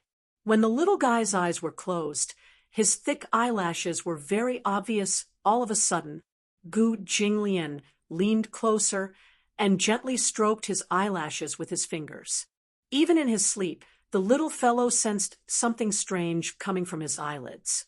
Subconsciously, he waved his hands and kicked the doll in his arms to the ground. As he spoke, his temper was quite bad. Gu Jinglian pinched his cheeks. The doll was kicked to the ground, and Xiao Bao now had a place for him. Chu Ho watched helplessly as he lay down beside Xiao Bao. For a moment, he felt uncomfortable all over. Is he going to sleep here tonight? Chu Ho felt that his limbs were a little stiff, to the extent that he could not help but pull back his arm that was holding on to Xiao Bao, afraid that he would come into contact with him. Gu Jinglian caught a glimpse of her uneasy expression from the corner of his eye, but he did not pay much attention to it. He gently hugged Xiao Bao's shoulder and closed his eyes. During the day, he was busy with work, and the little guy had to attend classes at the kindergarten. Therefore, they did not have much time to spend together. Even though sometimes the little guy deliberately wanted to get close to him, he felt that when the little guy was awake, he was too clingy. He could not wait to kick him as far away as possible. However, when he did not see him making a fuss, he missed him. It was really unbelievable. It seemed that he had not adapted well to the role of a father. When Gu Jinglian closed his eyes, Chu Ho, who was beside him, finally relaxed. It seemed that he just wanted to sleep with Xiao Bao. Chapter 34:13. The next day, when the morning sun shone in and shone on Xiao Bao's body, the little guy woke up and opened his sleepy eyes. His little hand that was clenched into a fist gently rubbed his sleepy eyes, but all of a sudden he felt that the place he was lying on had become much more crowded. He turned his head in confusion and saw Chu Ho hugging him, sleeping soundly. He curiously turned his head again, only to see Gu Jinglian lying on his left, sleeping quietly. The little guy's mouth instantly formed an shape, and he sucked in a breath of cold air. When did this big guy lie down? Why didn't he feel anything at all? Where was his doll? Could it be that, in the middle of the night, his doll had become his father? Xiao Bao's mind was in a mess, but he saw Gu Jinglian with one hand behind his head and the other holding him. His handsome and quiet sleeping face was so beautiful even when he was sleeping. Xiao Bao stared at him for a long time and finally came back to his senses. He turned his head to look at Chu Ho and then looked at him. His heart was suddenly filled with satisfaction. He was a little happy in his heart, so happy that he didn't know what to do. For the first time in his life, he was lying on the same bed with his parents. Although he was sleeping in the middle and felt quite crowded, he still sincerely hoped that time would stop like this. So happy! It turned out that sleeping with his parents felt so safe. Although he woke up and was almost shocked when he came back to his senses, Xiao Bao felt that he was so happy that he was about to fly to the clouds. Xiao Bao suddenly and carefully turned to face Gu Jinglian. He couldn't help but reach out his hand to trace his facial features. His handsome eyebrows were sword-like, his eyes were closed, his eyelashes were black, his nose was high, and his thin lips were gently pursed. His fingers gently traced his eyebrows. In his sleep, Gu Jinglian slightly frowned. He immediately carefully retracted his hand and immediately closed his eyes, pretending to be asleep. Hearing that there was no movement for a long time, Xiao Bao carefully opened the corners of his eyes again. Seeing that Gu Jinglian didn't seem to have any reaction and was still asleep, he was relieved. He lay flat again and looked down at his body. He saw Gu Jinglian's hand on his shoulder and Chu Ho's hand around his waist. He didn't know why, but he had an idea. Thus, he carefully raised his hand and moved Gu Jinglian's heavy palm little by little towards Chu Ho's hand. He moved carefully, afraid that he would wake the two sleeping people. Gu Jinglian's palm was very big. Compared to his small hand, it could easily wrap around both of his hands. It was very difficult to move such a big hand. His movements were especially light. Gu Jinglian and Chu Ho were each more alert than the other. If he moved slightly more, it would be easy for them to wake up. When he got closer, he lifted Gu Jinglian's hand and gently placed his large palm on the back of Chu Ho's hand. In this way, their hands overlapped. Xiao Bao was extremely happy. His little face was red as he covered his mouth and laughed secretly.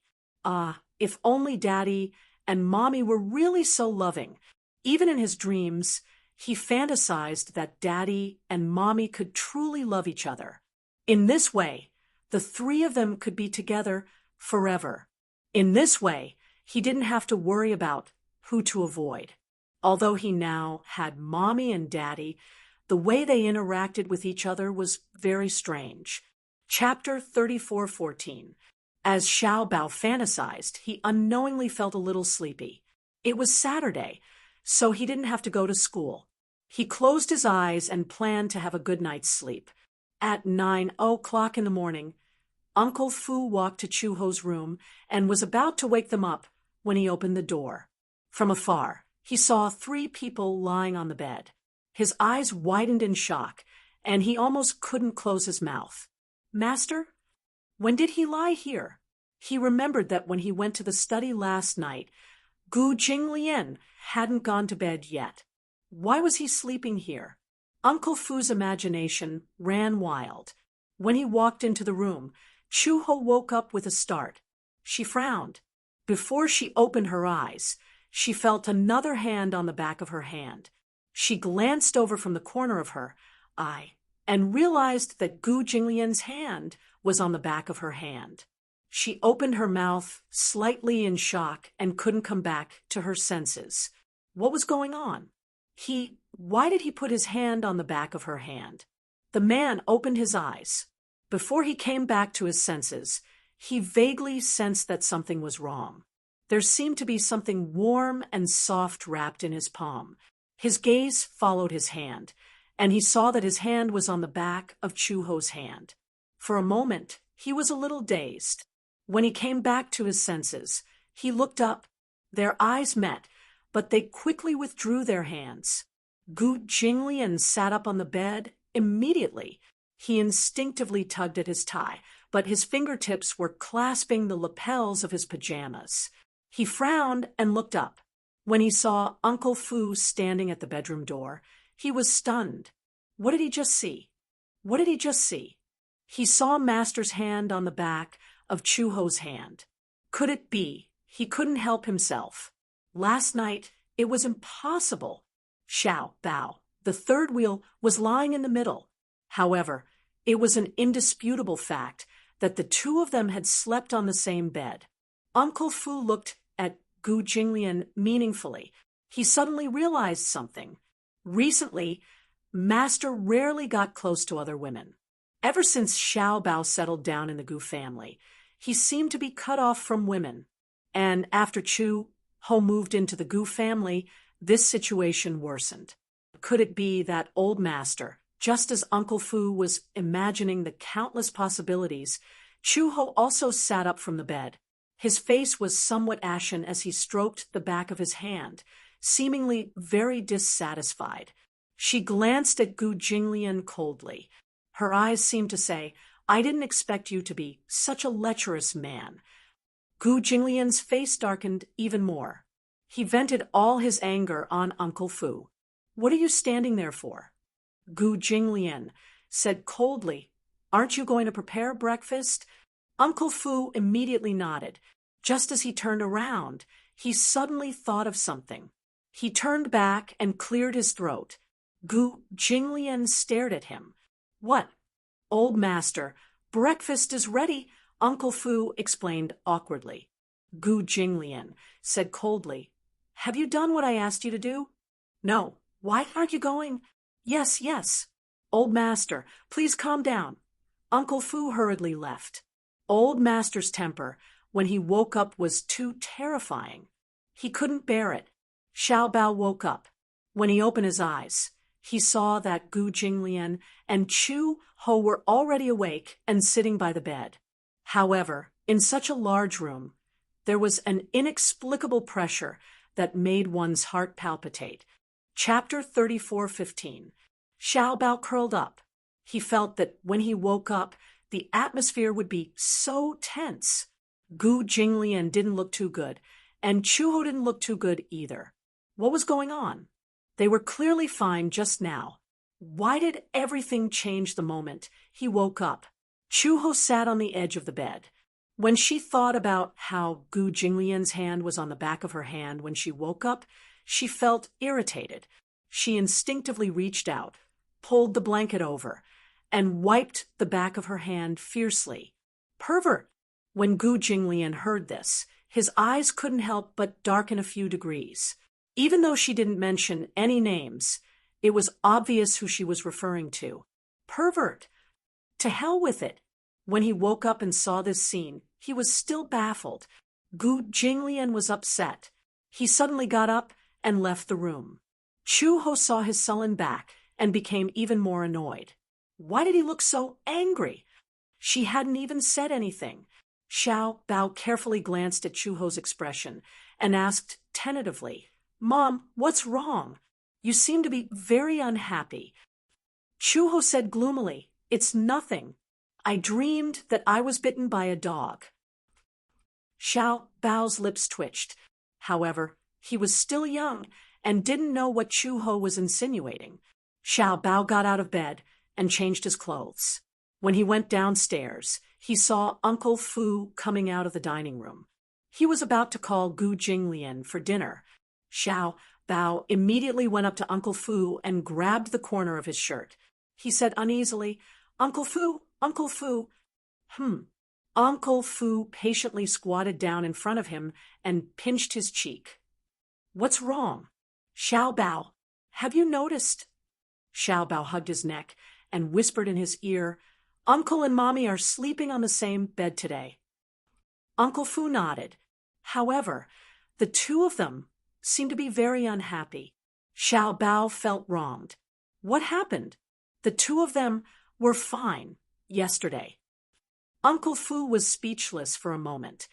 How could he tell Xiao Bao that the reason why Chu Ho and Gu Jinglian were fine yesterday was because they wanted to attend his parent-teacher conference? They were just putting on a show and pretending to be peaceful. But in reality, the two of them were like fire and water. When Xiao Bao saw that Uncle Fu did not speak, He became even more worried and said worriedly, Mom seems to hate Uncle, and Uncle doesn't seem to like Mom either. What should we do? That's the truth. Uncle Fu said vaguely. The two of them don't have a good relationship. Xiao Bao tilted his head curiously. Then why do they hate each other when their relationship is so good and loving?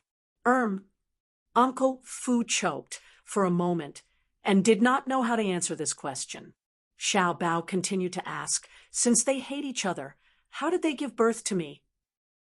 Uncle Fu did not know how to answer such a profound question. When Xiao Bao saw that Uncle Fu was not replying and looked like he was in a difficult situation, he suddenly thought of something. His face looked like a storm was coming. Xiao Bao is so pitiful. He pinched the corner of his shirt and looked pitiful. His little nose was wrinkled, and he looked like he wanted to cry, but had no tears. Uncle Fu immediately hugged him and coaxed him. What's wrong? Xiao Bao feels that Xiao Bao is an unwanted and unloved child. Chapter 34:16. When Uncle Fu heard this, he immediately replied, How can Xiao Bao say that? Who said that no one wants Xiao Bao? Who said that no one loves Xiao Bao? Doesn't Uncle Fu dote on you?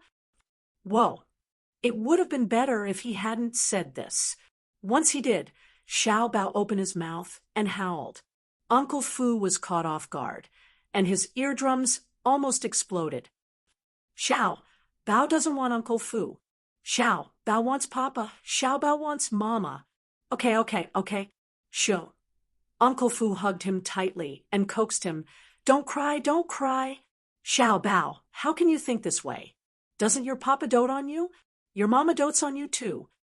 But Xiao Bao sobbed as if he had suffered a great grievance. He hugged Uncle Fu's neck, his eyes red and filled with tears. He looked very pitiful. But Papa doesn't like Mama, and Mama doesn't like Papa either. By then, Papa will definitely have another woman he likes, and Mama will definitely have another man she likes. By then, when Papa marries another woman, and Mama marries another man, Xiao Bao will have one more stepmother and one more stepfather. If Papa hates Xiao Bao, and Papa hates Xiao Bao and ostracizes Xiao Bao, Papa doesn't want Xiao Bao, and Mama doesn't want Xiao Bao either. Xiao Bao will completely become an unloved and unwanted child. Whoa! After throwing out a series of words, the little bean sat down on the ground and wailed loudly. His cries were earth-shattering, and even ghosts and gods would weep. Uncle Fu covered his face. He had to admit that the little boy understood this problem very well. When he thought about it, it made sense. On the other hand, he wasn't worried about Master. However, if Chuho really fell in love with another man, then Xiao Bao would have a stepfather. Indeed, not good. Xiao Bao's cries were earth-shattering. Uncle Fu spent a lot of effort to calm him down. When Chuho came downstairs for breakfast, he saw Uncle Fu hugging Xiao Bao and rocking him back and forth. It took a lot of effort to coax him. When Xiao Bao saw Chuho, he immediately thought of the grievances he had suffered, and tears filled his cheeks again. What happened? Chuho walked over and looked at him. Why is Xiao Bao crying? Uncle Fu sighed, but he had a headache. He concisely recounted what had just happened. When Chuho heard it, he could not help but break out in cold sweat. What stepmother and stepfather? How could this rascal think so far ahead? Chuho immediately hugged Xiao Bao and comforted him. Xiao Bao, why do you like to let your imagination run wild? Who said that Mommy doesn't want you anymore? Mommy wants me now, but it's hard to say in the future. Xiao Bao said angrily. Chuho did not know whether to laugh or cry. Has our Xiao Bao become a prophet? Does he know what will happen in the future? Is Mommy not going to get married for the rest of her life? Won't Mommy be too lonely by herself? This child really knew a lot. He wasn't like this in the past. What exactly did the kindergarten teacher teach him? she quickly coaxed. Who said that? Mommy won't get married for the rest of her life, and will stay by Xiao Bao's side. Xiao Bao definitely won't have a stepfather. What about a stepmother? Xiao Bao stared at her pitifully. Daddy won't find a stepmother either.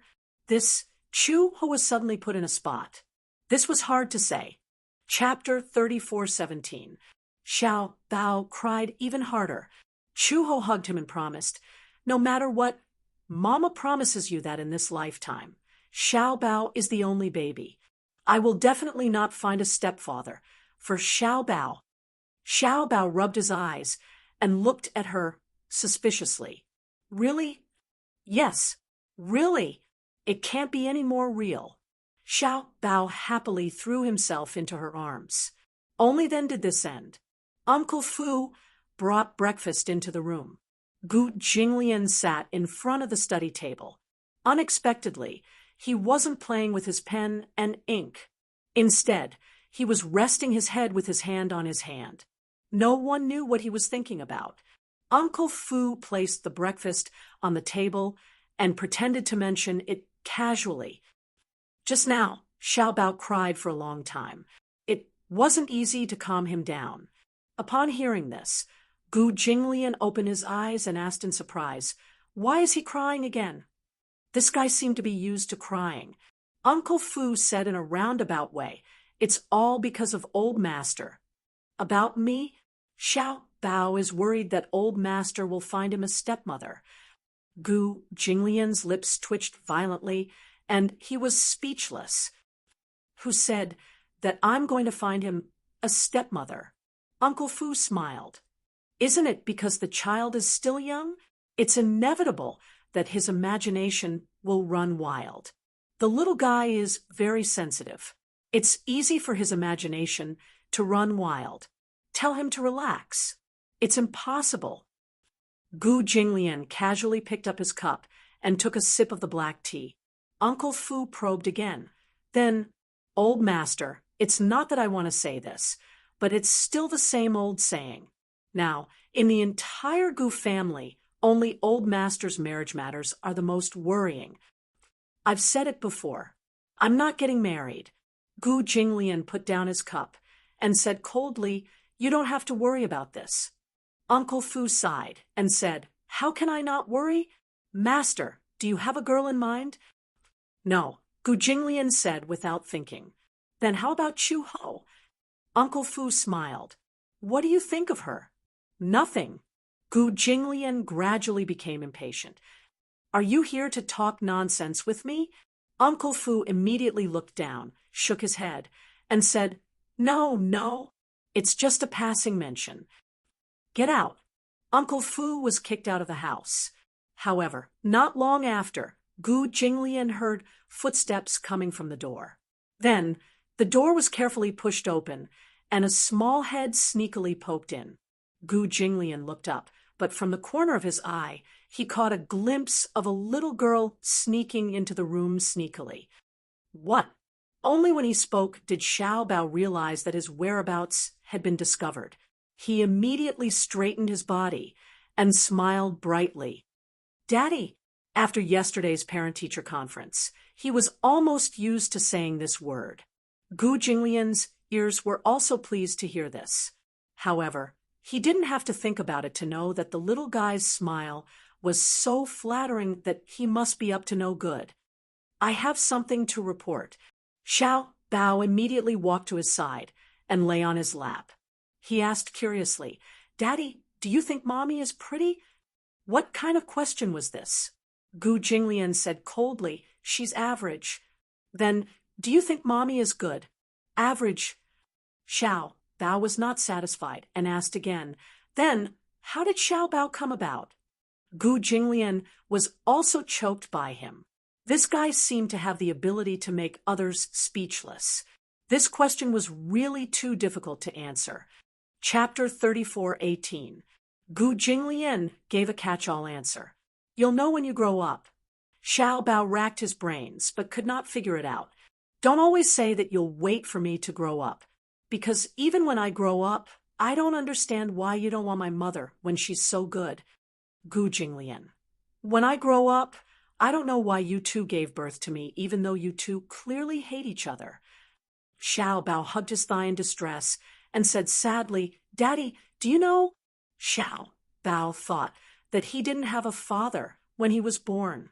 Other children have fathers, but Xiao Bao doesn't. Xiao Bao saw other children being carried and lifted up by their fathers every day. Why didn't Xiao Bao have a father? Is it because Xiao Bao isn't good enough? Why doesn't Daddy want Xiao Bao? These words could be said to be extremely sad to hear. The little guy looked up and tilted his head. Suddenly, he stammered, Actually, I'm still quite grateful to that auntie. She kidnapped me and brought me to this city. Otherwise, I wouldn't have met you, right? The auntie he was referring to was naturally Song Enya. If it weren't for her, he might not have known that he actually had a father in this lifetime. This father could be quite fierce at times. He spoke with a cold face like an iceberg and would even glare at him fiercely. Therefore, although there was hatred towards Song Enya, there was also a little gratitude. Somehow he had found his father. However, looking at the seemingly irreconcilable cold relationship between Gu Jinglian and Chu Ho, he frowned for a moment. When he woke up in the morning, he overlapped Gu Jinglian's and Chu Ho's hands. Similarly, he harbored a beautiful wish. He did not intend to force them at all. It was just that he hoped that his father would truly be his father. He hoped that Gu Jinglian would not only treat him well, but also Chu Ho well. When Gu Jinglian heard this, his gaze could not help but become unfathomable. Back then, his relationship with Chu Ho was a complete accident, and Xiao Bao's birth was nothing more than an accident. There was no love, no crystallization of any emotions. The truth was straightforward and cruel, but it was the truth. Before this, the only reason he had allowed Chu Ho to stay in the Gu family was because of Xiao Bao. Xiao Bao relied on Chu Ho, and Gu Jinglian also cared about Xiao Bao's feelings, so he tacitly allowed Chu Ho to stay in the Gu family. However, it was also limited to this. He had never seriously thought about how to deal with the problem between him and Chu Ho. But now, Xiao Bao's uneasiness and hesitation made him reconsider this question. Gu Jinglian lowered his head and looked at Xiao Bao hugging his leg with a resentful look on his face. He couldn't help but say softly, Don't worry, you won't have a stepmother. This was his promise, and also his guarantee to Xiao Bao. As long as he said something, he would not change it unless he was dead. When Xiao Bao heard this and received his guarantee, his heart was greatly comforted. Okay, it's a promise. Xiao Bao stretched out his pinky and said, Pinky swear. Gu Jinglian was stunned, but he still stretched out his pinky and hooked it with his. Xiao Bao said sternly, Pinky swear. You're not allowed to lie to me for 100 years. With that said, he put a seal on Gu Jinglian's thumb with a serious expression. Only then was it complete. This little fellow seemed to be very easily satisfied. After he gave this promise, the little fellow was really satisfied and no longer pestered him to ask this and that. Chapter 34:19. On the weekend, when Gu Jinglian arrived at the company, there was already someone waiting in the reception room. His assistant reported, Mr. Gu, they're here. Hearing this, he walked towards the reception room. As soon as he pushed the door open, the principal and the form teacher immediately stood up and smiled at him obsequiously. However, no matter how big their smiles were, they could not hide the fear in their eyes. Who was Gu Jinglian? What kind of existence was the Gu family in the capital? They were a super financial group that owned 4 major multinational corporations and were almost on par with the Mu Corporation in the past. Especially now, the Mu Corporation was no longer as glorious as before. The Xingyu Corporation was rising, but the Gu Corporation still occupied an important position. However, Gu Jinglian's identity was not that simple. Anyone who had lived in the capital for many years would definitely hear the name Gu Jinglian. His identity caused others to be wary of him. Therefore, when they saw Gu Jinglian walk in, the air in the huge reception room suddenly froze. Gu Jinglian turned back to his seat and glanced at them lightly. "Sit." Only then did the principal and form teacher dare to sit down. Seeing him was like seeing a saint. They were afraid of neglecting him. The form teacher sat uneasily, not knowing where to place her hands. Previously at the parent-teacher conference, she did not know Gu Jinglian's background. However, after the parent-teacher conference, the principal hurriedly came to her and said that something had happened. She did not know what had happened. The principal asked her, "There's a child in your class called Gu Qingze. Do you know his background?" She was still at a loss. It was not until the principal told her about Gu Jinglian's identity that she felt a lingering fear. She carefully recalled if she had neglected this man at the parent-teacher conference. Only when she was sure that she had not neglected him did she feel relieved. The principal said that something had happened in the parking lot. When she asked what had happened, the principal said that Li Nuhan's father's car had been smashed. It was said that it was a Porsche that had been smashed into scrap metal and was completely destroyed. With the engine destroyed, the car was equivalent to a wreck. It had lost a few million yuan. I rushed over just now. Nuhan's father said that Gu Qingze's parents sent someone to smash the car. I looked at the name list and found out that Gu Qingze's father is Gu Jinglian. Gu Jinglian. No wonder he had a displeased expression when he was asked to introduce himself. Hiding his background. Why did you smash the car for no reason? Although Gu Jinglian had a powerful background, judging from the parent-teacher meeting, he was definitely not the type to flaunt his power. He kept a low profile and did not touch other people's cars for no reason. He only smashed Li Xianlai's car. Teacher Xue had a good impression of Gu Jinglian. He was a gentleman, polite, and a man of few words, but he gave off a noble and elegant vibe. She had exchanged a few words with him. Although he was a little cold, he was definitely not overly arrogant. If the principal hadn't revealed his identity, she really wouldn't have known that he had such a background. The principal said that Li Xianlai probably did not like Gu Jinglian and stole his limelight at the parent-teacher conference. Therefore, he surrounded Gu Jinglian in the parking lot and wanted to reason with him. In the end, Nuhan was insensible and snatched Xiaobao's toy. Li Xianlai and Nuhan's mother did not stop her. Gu Jinglian was angry. Of course, the consequences of being angry were very serious. A million-yuan Porsche was directly destroyed. It was tragic beyond compare.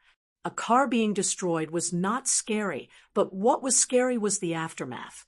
Chapter 34:20. The principal planned to talk to Li Xianlai on Monday.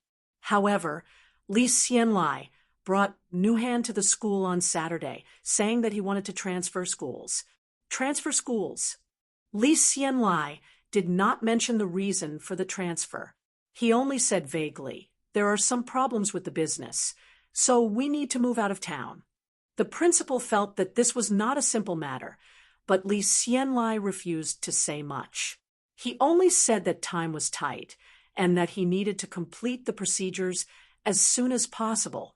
It was not until the weekend that the principal found out that Li Xianlai was there because of Gu Jinglian that he decided to transfer the business to another city. With Li Xianlai's background, Gu Jinglian could crush him with his eyes closed. Li Xianlai knew that he was no match for this man. Therefore, he moved his family to another city. In the span of one night, they moved away. The principal was also trembling with fear. In the morning, he received a call saying that the CEO of the Gu family wanted to see them. He became more and more frightened, not knowing the reason for it. Gu Jinglian arrived an hour in advance. When Gu Jinglian walked in, the man's aura was so intimidating that the principal and Ms. Xue found it difficult to breathe. Teacher Xue glanced at the principal and saw that he was also sweating and uneasy. "What are you nervous about?" Gu Jinglian said expressionlessly. "I think you know who I am." "Yes, before the principal could say anything, Gu Jinglian interrupted him. "I hope that your school will keep my identity a secret." "A secret?" He was a little surprised. Teacher Xue was also surprised. She thought that Gu Jinglian wanted them to take special care of Xiaobao. "However, since my son is studying in your school, I hope that the incident on the day of the parent-teacher conference will not happen again." Gu Jinglian paused and said, "You should know that I don't have the patience to deal with these trivial matters." Yes, the principal was shocked and broke out in cold sweat. He quickly nodded. Gu Jinglian also gave some instructions. For example, Xiao Bao's physical fitness was not particularly good. He was a little naughty, so he must be disciplined when necessary. Another example was that Xiao Bao lacked a sense of security and had a stubborn personality. Hence, she hoped that the homeroom teacher would take care of him more. Mr. Xue naturally agreed. She especially liked Xiao Bao. Xiao Bao was well-behaved and obedient. Although he could be naughty sometimes, he was very respectful to his teachers. She could tell that although he had never been to kindergarten, he had been taught well since he was young. He was very polite and respectful to his elders. This was something that other children could not compare to. It was quite worry-free. To her surprise, Gu Jinglian did not have any particularly harsh requirements. He only gave them some instructions about Xiao Bao before letting them go back. So that was what he was talking about. When the director walked out of Gu's, he felt like he had just survived a disaster. He was so scared that his back turned cold. No matter what, it's better to let the parents know, in case something like this happens again. Mr. Xue also agreed. Therefore, they went back and called the parents of the other children in the class one by one to remind them about this matter. They simply hoped that their children would not bully little Treasure, lest they get into trouble. All the parents knew that Xiao Bao came from a powerful family. Hence, when they went back home, they either threatened, exhorted, or threatened their children. Chapter 34:21. Monday. Xiao Bao went to kindergarten as usual. However, when he skipped to class with his backpack, he felt that the atmosphere in the class was different. Many of the children were avoiding him. Xiao Bao sat down on his seat and saw Shang'er turn her head. She looked a little scared as she called out his name tentatively. "Xiao Bao, morning, Shang." Xiao Bao smiled brightly and greeted her as usual. Seeing Xiao Bao's gentle smile, Shang'er's heart warmed. Her doubts were dispelled, and her face returned to its usual expression of closeness. "Morning."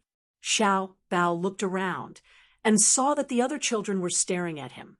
However, when he followed their gazes, the children immediately turned their heads away in fear, not daring to look at him directly.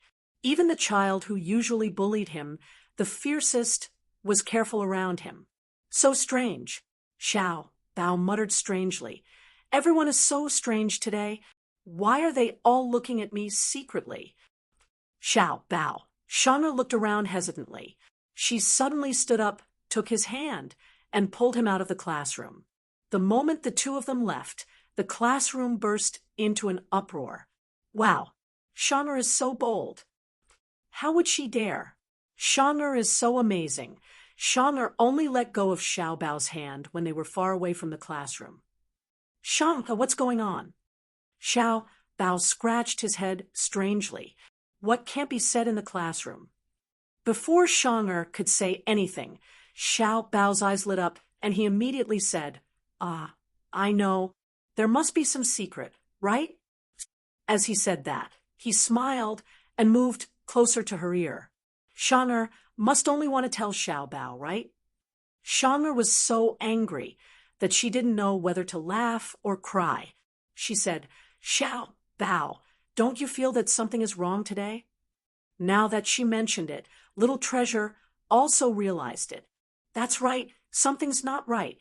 What's wrong with them? They keep staring at me. I don't know either, but my mom told me to keep a distance from you and not play with you. Xiao Bao heard that, and his eyes widened in shock. Why? Because my mom said that your dad is super fierce.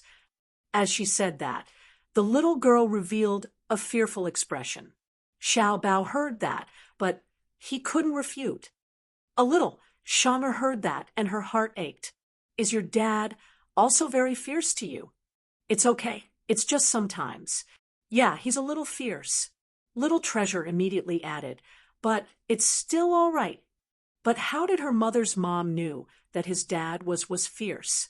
Little Treasure stroked his chin and was slightly puzzled. My mother also said that if we made you unhappy, our family would be in trouble.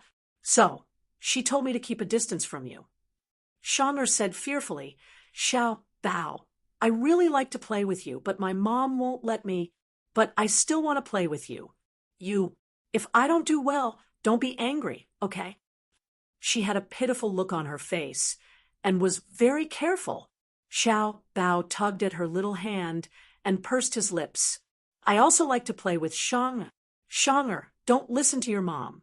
My dad isn't that bad. I don't know either. I also think that your dad is quite good. He's handsome and good at games. Chapter 34:22. Did you know? Nuhan transferred schools. Shang'er said again. Xiao Bao was a little surprised when he heard this. Although he hated Nuhan, the chubby boy's transfer was too sudden. He was still surprised. What's going on?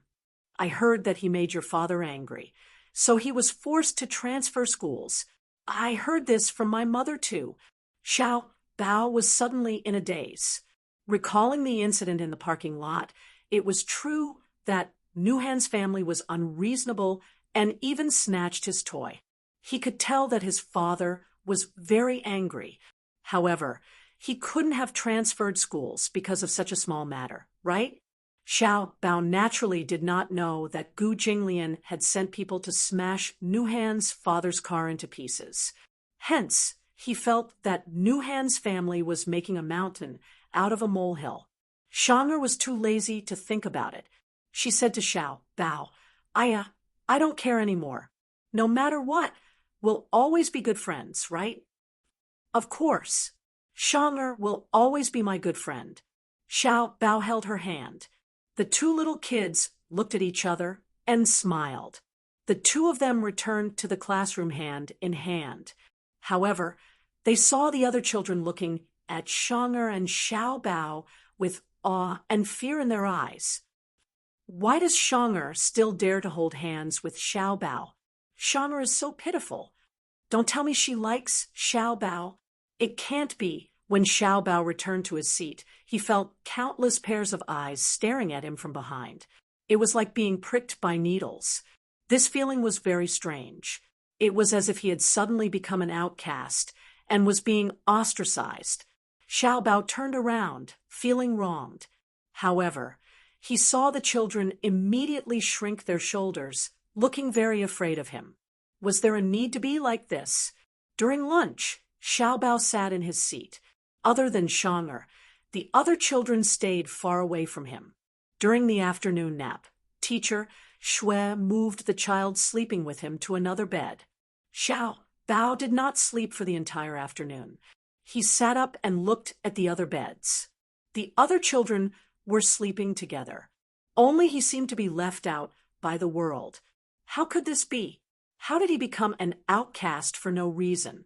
Why were so many children distancing themselves from him for no reason? He did not do anything wrong. And did he bully anyone? Why were the children ostracizing him? During the afternoon activity class, Xiao Bao stood alone in the gym. He looked at the other children who were playing in full swing. He felt so wronged that he wanted to cry. Shang'er was about to walk over when a child pulled her back. Shanger, don't play with Guqingza anymore. Why? Because if you make Xiao unhappy, his father's, if he's angry, who knows? The children whispered in her ear. Shanger's expression became much more complicated. She was still hesitating when the other children pulled her away. She looked back at Xiao Bao 3 times with every step, reluctant to leave. Shanger, seeing that Shanger did not want to play with him, Xiao Bao's eyes turned red, but he forced himself not to cry. After school that night, Chu Ho came to pick him up. However, he saw him sitting in the classroom, motionless and unhappy. All the children were packing their bags, nimbly. Only he was staring blankly at the empty table, his face full of worry. Chapter 34:23. Xiao Bao sat alone in his seat, looking gloomy as though he had been alienated by the other children. Chu Ho was stunned. She walked to his side and helped him pack his bag. However, she saw Xiao Bao looking up at her, looking aggrieved. Mom, halfway through his sentence, his face darkened, and he looked like he was about to cry. Chu Ho saw this and immediately squatted down. She hugged him and asked curiously, "What's wrong? Who bullied you?" "No one bullied me." Xiao Bao pursed his lips and said, "I'd rather someone bullied me." It was precisely because no one bullied him that he felt disappointed. It wasn't that he needed to be abused, but the feeling of being alienated was too lonely. "Mom, what did I do wrong? Why do all the children avoid me when they see me?" Chu Ho was also confused. That day at the parent-teacher conference, she saw many children surrounding him. Xiao Bao was long and Xiao Bao was short. He was very popular. How did everything change after just one weekend? Xiao Bao poked his finger and said, "Did Xiao Bao do something wrong?" "How could that be?" Chu Ho picked him up and comforted him gently. "Xiao Bao is so obedient and not naughty. How could he not like Xiao Bao?" Xiao Bao leaned on her shoulder sadly. He pursed his lips but didn't say anything. Chu Ho sighed helplessly. She carried him with one hand and carried her bag with the other. When she walked out of the classroom, a group of parents stared at her in shock. Wasn't she too awesome? She carried the child with one hand and carried her bag with the other. She didn't look like she was struggling at all. It was as though she was carrying a ball of cotton. How could this woman be so strong? How could they have known that Chu Ho was an Interpol officer? She used to be a mercenary and had undergone high-intensity physical training. Don't look at how skinny she is. If you roll up your sleeves, you can see that her muscles are well developed. They are not overly muscular, but there is no excess fat. They are all fine muscles. Carrying Xiao Bao with one hand was a piece of cake. When they returned to the Gu residence, Xiao Bao locked himself in the room. He stayed in the room alone and played with building blocks unhappily. These were building blocks that Uncle Fu had bought for him. When Uncle Fu saw that Xiao Bao seemed to be unhappy after coming back, he couldn't help but feel strange. He asked Chu Ho, "What's wrong with Xiao Bao? I saw that the little guy was still in high spirits when he went to school." "I don't know what happened either. Could it be that he was bullied by other children? How could this be?" Chu Ho said, "I think a lot of children are alienated from him." "Alienate?" "Yes." Uncle Fu also started to worry. He had thought that this matter would pass quickly. He didn't expect the situation to worsen. It was fine on the first day, but on the second day, the children in the class didn't even look at him. Other than the homeroom teacher and the lifestyle teacher, the other children didn't dare to talk to him, other than Shanger, who was still the same as usual. But sometimes the other children would run up to Shanger and secretly say bad things about him. "Don't talk to Xiao Bao." For a moment, Xiao Bao was like a ghost in the class. He couldn't be mentioned at all. Xiao Bao suddenly felt depressed. How could it be like this? Was he some kind of plague? They were avoiding him as if he was something. How infuriating. Chapter 34:24. That day, Uncle Fu went to wake Xiao Bao up as usual. However, Xiao Bao refused to get out of bed, no matter what. He curled up in his bed and refused to go to school. No matter how Uncle Fu coaxed him, he refused to move. In the end, he said, "Xiao Bao doesn't want to study anymore." When he said this, Uncle Fu realized the seriousness of the matter. It seemed that this little guy had met with some trouble in school. However, no matter how much Uncle Fu asked, Xiao Bao remained wrapped in his blanket, his small body curled up in his bed, and he refused to talk to him. He only said, "The other children don't like me anyway. It doesn't matter if I go or not. So I'm not going." When Uncle Fu heard this, he couldn't help but think of Gu Jinglian's childhood. At that time, when Gu Jinglian was in kindergarten, he had initially studied in a private international school. That school was of a higher class than the one Xiao Bao was studying in now. It was an international school. Hence, the children who attended the school were from other countries. Many of them were foreign workers, high-ranking officials in embassies, and senior management of multinational corporations. However, Gu Jinglian was the only one who had a special background. At that time, although the Gu family wasn't as powerful as it was now, they were still powerful enough to be on par with the Mu Corporation. In the beginning, when Gu Jinglian entered the school, the Gu family didn't emphasize his identity too much. However, Uncle Fu had forgotten the exact reason. It seemed that in the kindergarten, a child had provoked Gu Jinglian. In the end, the two children couldn't accept each other's words and started fighting. At that time, Gu Jinglian was only 5 years old. However, he inherited the blood of the Gu family. He didn't talk much, but he didn't have a temper. Once he got angry, he would fight if he could. From the time Gu Jinglian could remember, he didn't talk much. He was taciturn and had a cold temperament. In kindergarten, she wasn't very popular either. Rather than saying that he was unsociable, it was more accurate to say that Gu Jinglian had matured early since he was a child. After all, he grew up in such a family environment. What he saw from a young age was unimaginable to other children: violence and fighting. When he was very young, he even followed his father to patrol the casinos. Many times, he watched as the gamblers, whether they were in debt or cheating, were beaten by a group of people until they wished they were dead. In such an environment, he matured earlier than the other children.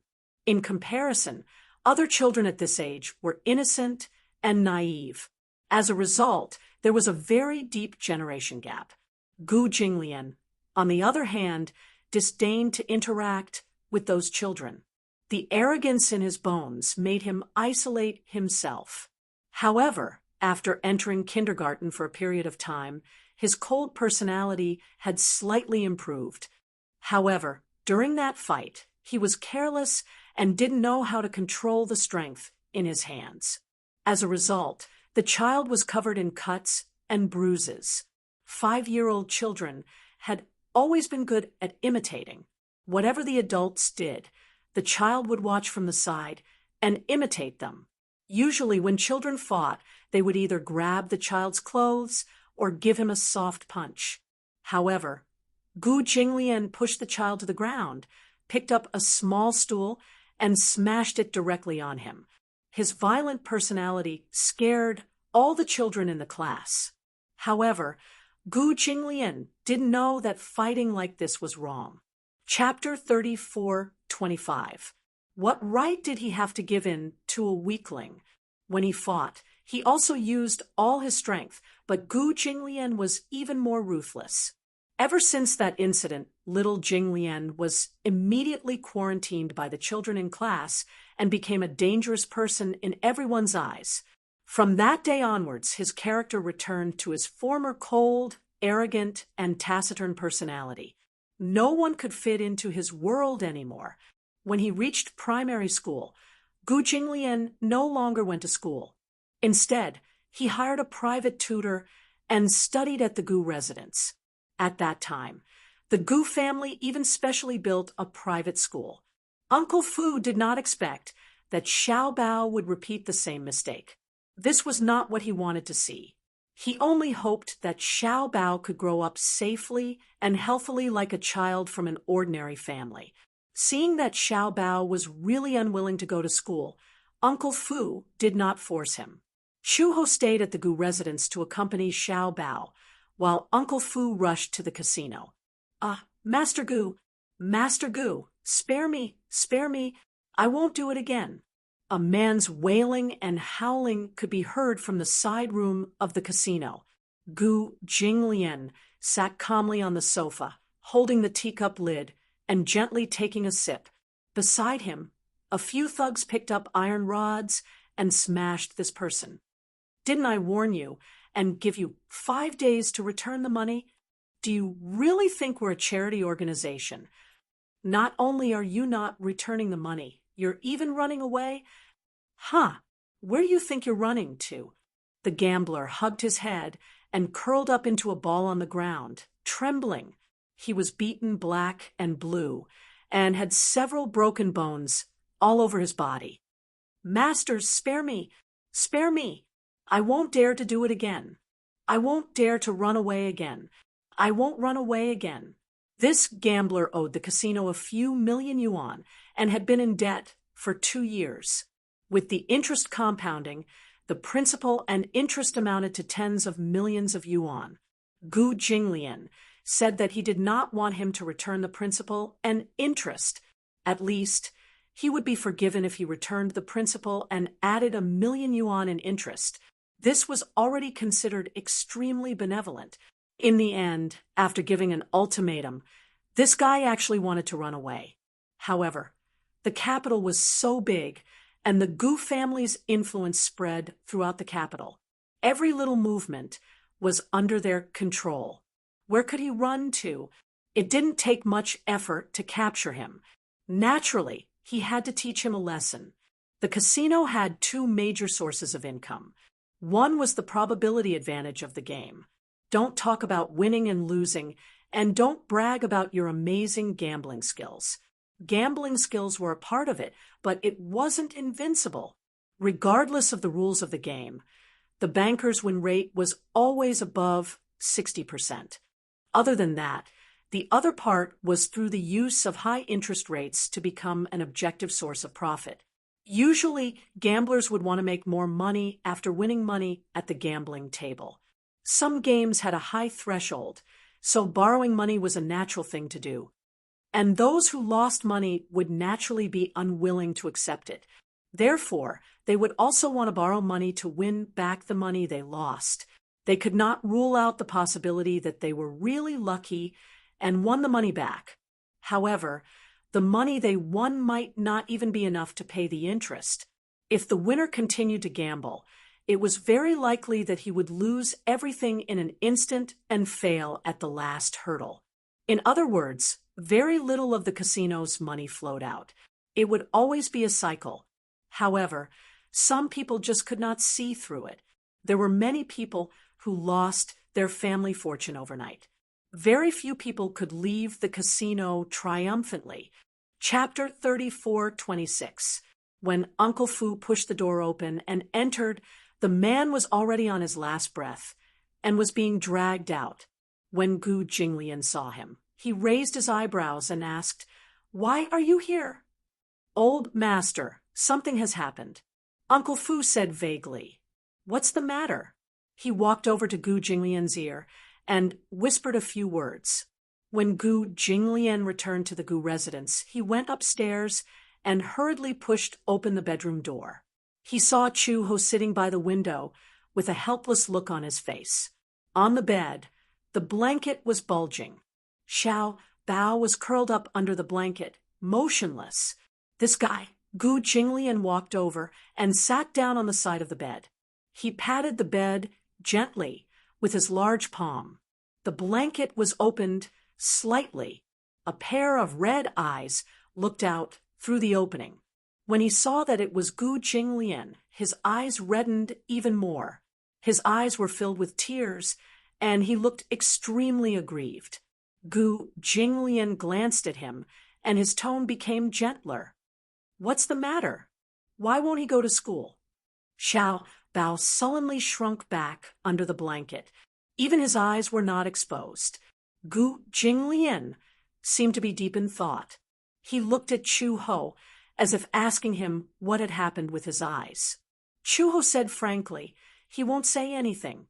He's been like this since a few days ago. He said that he's been neglected and alienated by the other kids. Neglected? Gu Jinglian frowned. He could not figure out the reason. At this moment, Xiao Bao's choked voice came from under the blanket. "The other kids don't like me. They don't want to play with me.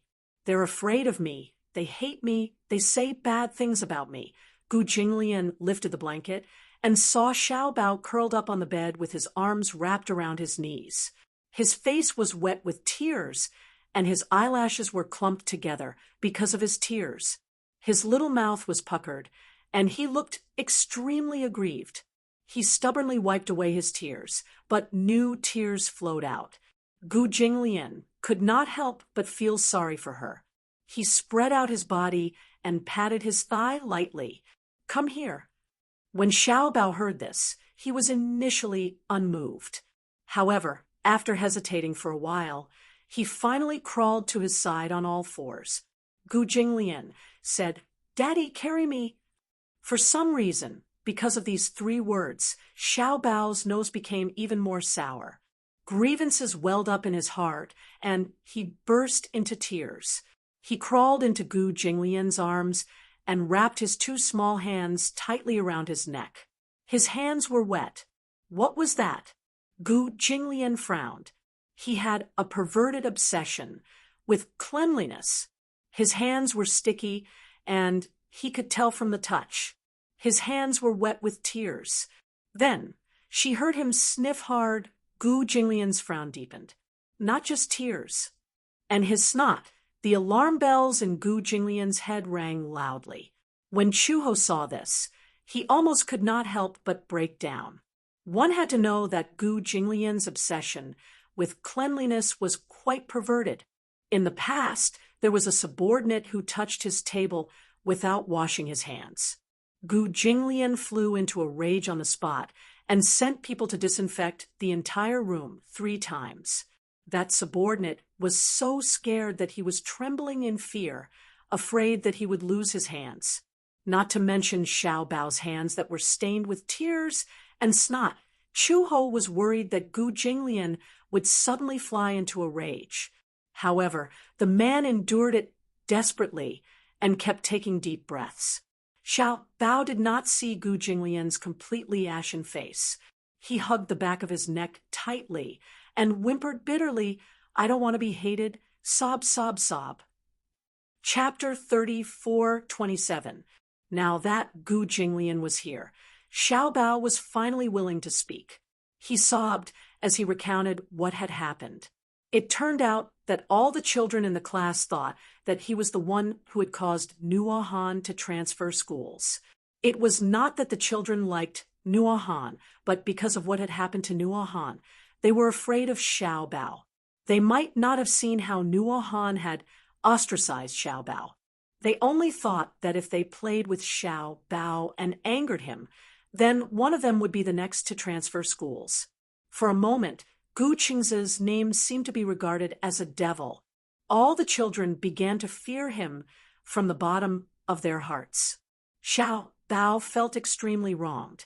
He felt that he had been isolated for no reason. Gu Jinglian's face darkened when he heard this. Uncle Fu had said that something had happened to Xiao Bao. He had thought that it was something important and had taken time out of his busy schedule to come back. In the end, it was because of this. Gu Jinglian pushed his face away in disdain. His voice was extremely cold. "If you don't want to go to school, it's the same at home." Xiao Bao widened his eyes in shock and looked at him with tears in his eyes. What? Gu Jinglian had always had a limit to his patience. He did not like to repeat what he had said a second time. If you don't want to go to school, it's the same at home. He repeated it patiently. Xiao Bao had originally thought that Gu Jinglian would comfort him or hold him in his arms and coax him. He did not expect that Gu Jinglian would actually say that if he did not want to go, then he should not go. Such unexpected words made Xiao Bao dumbfounded. What's wrong?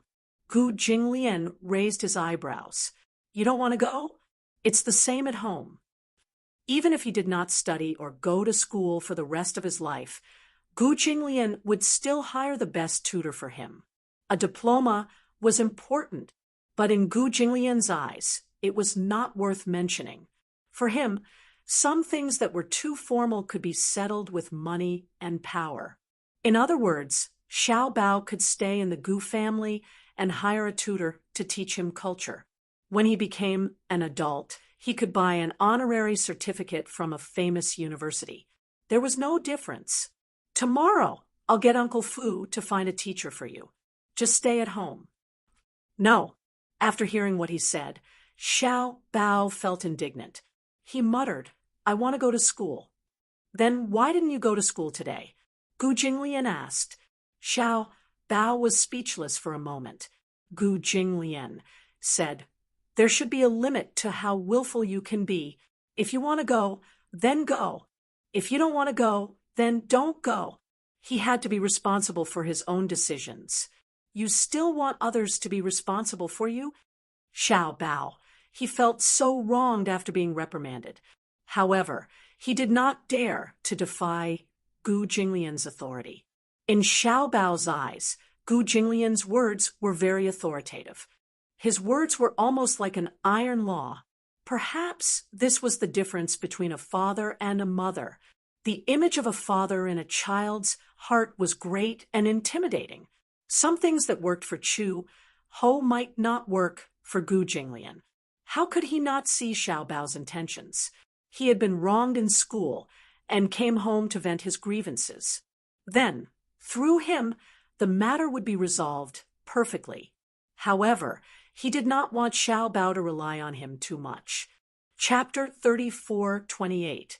Don't. Xiao Bao was so nervous that he started to cry again. I don't want to drop out of school. I'll go back to school tomorrow. Good boy. Gu Jinglian patted his head. At the side, Chu Ho and Uncle Fu were dumbfounded. No matter how they tried to coax him, Xiao Bao refused to come out of the blanket. However, Gu Jinglian settled the matter with just a few words. Xiao Bao looked at Gu Jinglian pitifully. His pitiful eyes were like those of a helpless puppy. He said softly, but what if the children don't like me? Why don't they like you? Because Xiao Bao sniffled and said, because they think I'm not easy to get along with. Gu Jinglian asked, then do you think I'm easy to get along with? Of course. Xiao Bao said seriously, Xiao Bao is so cute and obedient. Teacher Shui said that Xiao Bao is very likable. Gu Jinglian said, then let them know that you're a child worth getting along with. Xiao Bao was enlightened when he heard this. He suddenly realized that he might be able to change the other children's prejudice against him through his own efforts. Gu Jinglian's words seemed to have enlightened him all of a sudden. At this thought, Xiao Bao nodded and said, yes, Xiao Bao understands now. Gu Jinglian stood up and turned around. However, he saw Uncle Fu staring at him as if he was worshipping a god. Master, I didn't expect you to have such a method to deal with children. Was this considered a form of loosening the reins only to grasp them better? Gu Jinglian adjusted his sleeves casually. His gaze was very cold. Children are delicate. There's no need to spoil them. Uncle Fu was speechless. Chu Ho's lips twitched. Although Gu Jinglian's way of educating his child seemed unreasonable, she knew that sometimes Xiao Bao really needed such a method. The child was too delicate, and in Xiao Bao's eyes, Chu Ho did not seem to have much of a deterrent force. Hence, The child could act coquettishly however he wanted because baby Chu felt that he would definitely indulge him. However, Gu Jinglian was different. What he said just now was not wrong. If he wanted to go, he would go. If he didn't want to go, he wouldn't go. Learning to deal with one's own problems was a form of growth.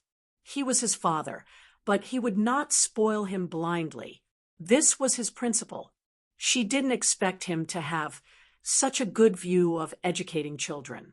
He did not indulge Xiao Bao unconditionally just because he was his son. After settling Xiao Bao's matter, Gu Jinglian returned to the office. He had been busy recently, and sometimes he even came home very late. After Gu Jinglian left, Xiao Bao also got out of bed and played with his toys in the room. Chu Ho looked for Uncle Fu because she had something to discuss with him. I submitted a resume a while ago, and now the company's HR department has asked me to go to work. Uncle Fu was a little surprised when he heard this. You found a job? Yes, I've recovered a little. It's time to find a job. She had to thank Uncle Fu for getting her various identification documents ready. She thought that she couldn't stay in the Gu family forever and do nothing. She couldn't stay idle, and she didn't like to live a life of being taken care of. Uncle Fu hesitated for a moment and asked casually, "What job?" "Anti-mafia police."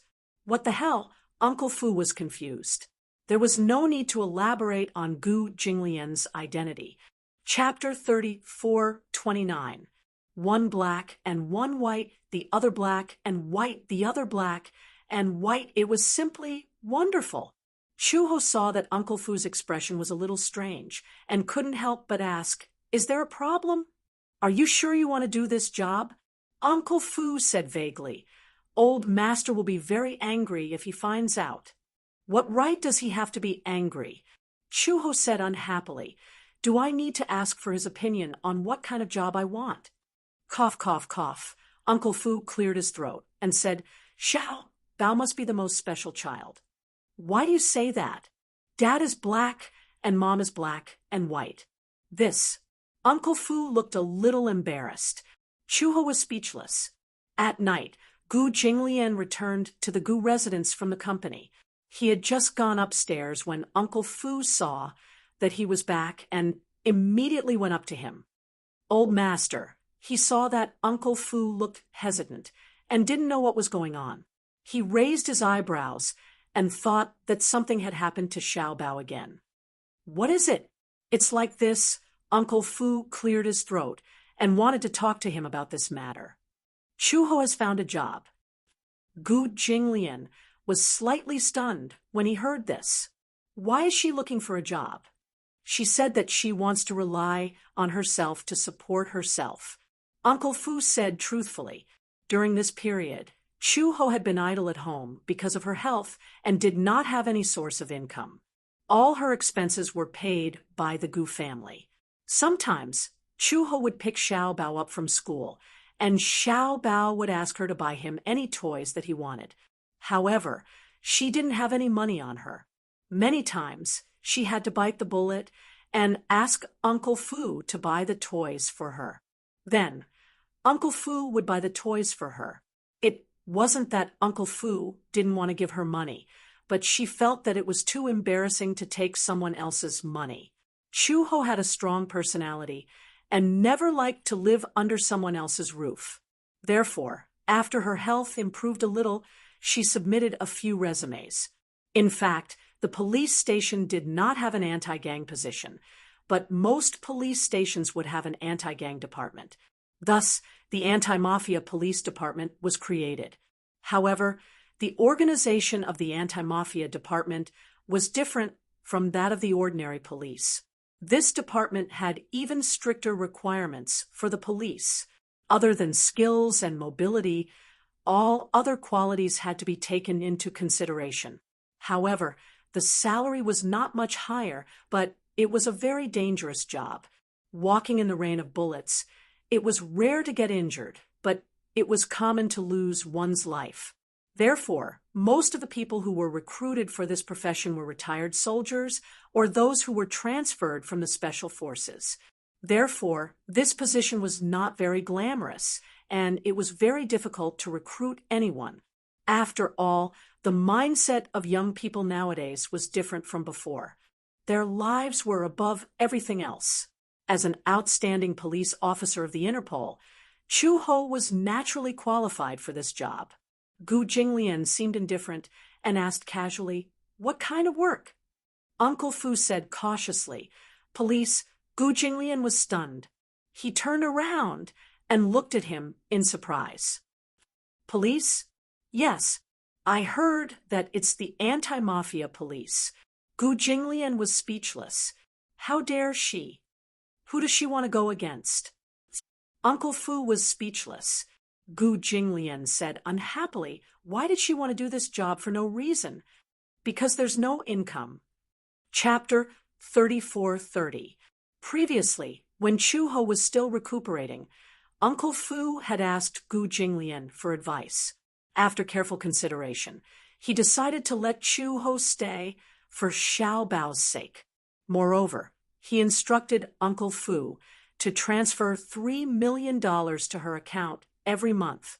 This was a considerable sum of money. After all, if she stayed in the Gu family, she would not need to spend money in most cases. $3 million was just her daily expenses. "I did, but she didn't want it." Uncle Fu felt wronged and immediately tried to defend himself. "She didn't want it." Why not?" "Because," Uncle Fu explained, "she said that you have a soft mouth when you've received gifts." Uncle Fu continued, "I can see that this girl is quite headstrong. Basically, she doesn't want to accept any favors from others. I didn't expect that she couldn't wait to look for a job as soon as she recovered." Gu Jinglian frowned tiredly and said plainly she can look for any job she wants. "In the future, there's no need to specially report to me about this kind of thing." He turned around and went into his room, closing the door behind him. What a strange woman. Uncle Fu stood outside the door in a daze. It took him a while to come back to his senses and leave. The next morning, Xiao Bao really got out of bed very early. Yesterday, Gu Jinglian's words to him were really effective. Hence, when Chu Ho came to the room, he was already dressed and packed his school bag. He looked ready to go. Chu Ho sent Xiao Bao to school and reported to the police station. When they heard that there was a new trainee police officer who was directly employed in the anti-mafia department, many of the police officers in the police station were very curious. When Chu Ho appeared in the meeting room, everyone saw that she was actually a young woman. For a moment, they were stunned. Chu Ho stood in front of the podium with her hands behind her back. Her posture was straight, and her expression was serious. However, her delicate and pretty face made it difficult for people to associate her with a well-trained anti-mafia police officer. In the anti-mafia department, there were very few female members. This position was extremely dangerous. Whenever he went in and out of certain places, it was inevitable that he would encounter unexpected situations. The reason why there was a vacancy in this position and the need for new blood was because 3 police officers were injured during a special mission. They had no choice but to transfer to the administrative department. Hence, there was a vacancy. Usually, this position had strict requirements and was strenuous and unrewarding. Hence, even retired soldiers who were not specially recruited were not willing to join. However, the sudden appearance of a woman in the morning meeting surprised everyone. Some of the police officers laughed contemptuously and secretly cursed. Could it be that they really couldn't find anyone? They actually recruited a little girl. "Boss, why did you recruit a girl into the department?" Some of the police officers questioned him. His words seemed to resonate with them. "That's right. Is our team really unable to recruit any more people? They recruited a girl." I think it's strange, too. This little girl has thin arms and legs. She doesn't have any skills, yet they still recruited her to drag us down. Everyone's doubts were not without reason. After all, women were at a disadvantage compared to men. Prejudice, of course, was unavoidable. Chapter 34:31. We still don't know who will be the one dragging us down. The moment she said that, a few of the burly police officers were indignant. Damn it, they were being teased by a newbie, and it was a woman. Looking at Chu-Ho's arrogant expression and her eyes full of sarcasm, it was obvious that she looked down on these senior police officers. One of the police officers slammed the table and stood up. Many of the people present were veterans, so they were all hot-blooded men. When they heard this, they could not sit still. The counselor at the podium saw this and scolded, "Sit down." "Captain," I told you to sit down. Did you hear me? You don't even want to obey my orders?" The anti-gang team was all about obedience. Usually, they could laugh and joke around, but when the captain gave an order, no one dared to disobey. The man snorted coldly and sat down. The counselor said, "Let me introduce you. This is the new trainee police officer of the anti-gang team. Her name is Chu-Ho. In the future, we will be comrades in our team. Please take care of us." Chu-Ho walked to the podium and stood in a standard posture. She introduced herself. "My name is Chu-Ho. Please take care of me." After that, she bent over and gave a standard bow to show her respect as a new police officer to her senior. After the morning assembly, Chu-Ho needed to register. Following that, there would be a week-long induction training and a 1-month internship. After a month, there would be a strict assessment. If she passed the assessment, she would be officially part of the force. When Chu-Ho walked out of the door, a few of the police officers looked at each other and exchanged glances. One of the men walked towards her and reached out to grab her shoulder. Chu-Ho grabbed his arm without looking back. Then, almost like a sudden clap of thunder, she threw him into the backpack. There was a loud bang. The man was thrown to the ground heavily, and he arched his body in pain. The cold marble floor was cold and hard. Chu-Ho turned around expressionlessly and sneered, "If you wanted to test the skills of a newbie, you wouldn't have to resort to such a despicable method like a sneak attack." The man turned pale with fright as he stared at her in a daze. No matter how hard he tried, he couldn't figure out how Chu-Ho's seemingly delicate body contained so much energy. It was too terrifying. Chu-Ho clapped his hands lightly and said, "Unfortunately, I have to attend the training soon. Otherwise, I would be able to spar with Senior." Behind him, several police officers rushed out of the meeting room and stared blankly at the scene, feeling incredulous. "Brother, why are you flirting?" "Shameful." The man got up from the ground and clenched his fists. Just as he was about to walk toward Chu-Ho, the shorter police officer behind him immediately pulled him back. "All right, don't be impulsive. Don't make things difficult for a newcomer. That's right, Brother Hui. Don't let your emotions affect your decisions. If the counselor finds out, you'll definitely be punished." Only then did the man restrain his anger, turn around, and leave. Chu-Ho thought to himself, "You're crazy." The entire day was filled with training. However, what surprised the instructor was that Chu-Ho's aptitude was quite outstanding. Chu-Ho could complete some of the more difficult training tasks with extremely high standards. When the training ended, the instructor called Chu-Ho to the side and asked carefully, "Have you been a soldier before?" Chu-Ho raised his eyebrows and said indifferently, "Yes." "Oh, retired veteran? Mercenary?" The instructor's mouth was wide open. Chapter 34:32. Chu-Ho used to be from a mercenary group and was a top mercenary. After that, he officially joined the Interpol and worked at the headquarters. The instructor asked again, Did you really work as a mercenary? Not really. Oh, then. Chuho said, I used to be a police officer. What police officer? Chuho said seriously, I'm the top anti-corruption inspector at the Interpol headquarters. The instructor was at a loss for words. Interpol. That was an international police organization. They were the elites of the elites. They were all top international police officers. In other words, an anti-corruption inspector was a very high position. If he was really an anti-corruption inspector, he would receive a very high standard of reception when he went to other countries. Are you kidding? The man looked incredulous. Chuho said coldly, Instructor, do I look like I'm joking? The instructor was speechless. He didn't look like it. But according to his understanding, the International Anti-Corruption Inspector changed every 5 years. The last one was indeed a female member. Moreover, this female member was the first in the history of anti-corruption inspectors to be a female. Could it be it was her? Then what was the point of teaching? She should be the one teaching him. If someone else said this, he might have doubted it.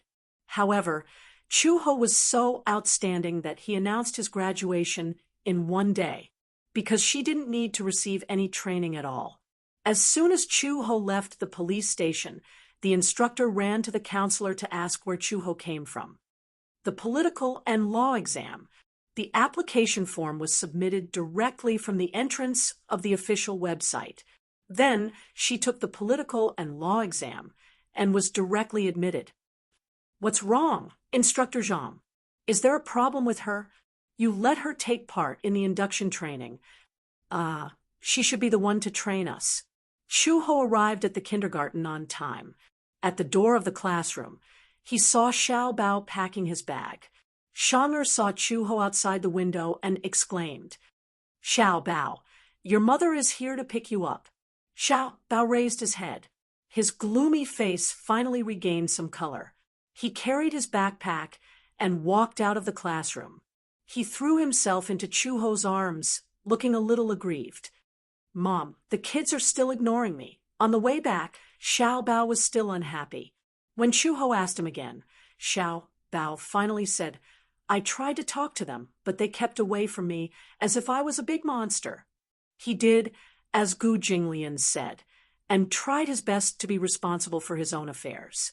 However, the child was still unwilling to talk to him. He was vexed. Chuho picked him up and kissed his rosy cheeks tenderly. Don't rush. Take your time.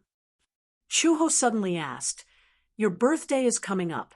Have you thought about what kind of birthday party you're going to hold? Xiao Bao poked his finger and said, I want to spend it with Shang. Chuho remembered. The little girl sitting in front of you. Yeah. Do you like her? Xiao Bao blushed and immediately said, No, look at you. Your face is red. You still say you don't like her? Chapter 34-33. Sure. Xiao Bao was excited. However, he suddenly thought of something and hesitated. What if they don't want to come? Why would they? Chuho smiled. If it's a sincere invitation, why wouldn't they want to come? Xiao Bao, don't you know how to draw? You can make an invitation letter for each of the children and invite them to your birthday party. Xiao Bao nodded heavily. Chuho brought Xiao Bao around the stationery store and bought watercolor pens, colored pencils, and cardboard cards. When they got home and had dinner, Xiao Bao and Chuho started the huge project. Let's make one for Shang. First. With that thought in mind, Xiao Bao began to move. However, how should he make the invitation card? Xiao Bao was in a dilemma. Chuho asked him, Aren't you good at drawing? Draw, Shang. Then draw you and write some words. That's it. Xiao Bao was inspired.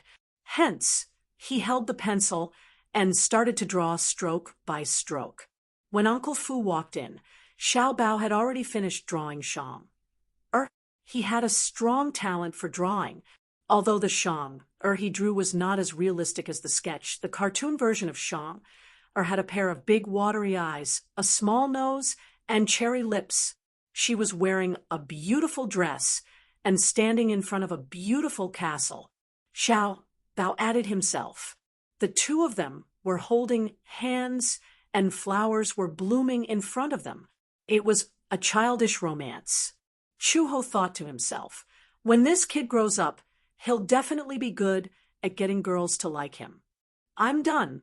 Xiao Bao showed the completed invitation card to Chuho and Uncle Fu. The latter was stunned. Xiao Bao's drawing is so good. Yeah. Did he learn how to draw before? Chuho shook his head. No, he seems to have been born with a natural talent for drawing. Uncle Fu smiled. Then she must have inherited old master's talent in painting. When Chuho heard this, he was stunned. Is Gu Jinglian very good at painting? Old master is good at painting. When he was young, his landscape painting was exhibited in an art gallery. It was bought at a high price of 100,000 yuan. Xiao Bao was astonished. Daddy, you're so good at painting? Master's calligraphy is also very good. Gu Jinglian's handwriting was definitely the most beautiful that Uncle Fu had ever seen.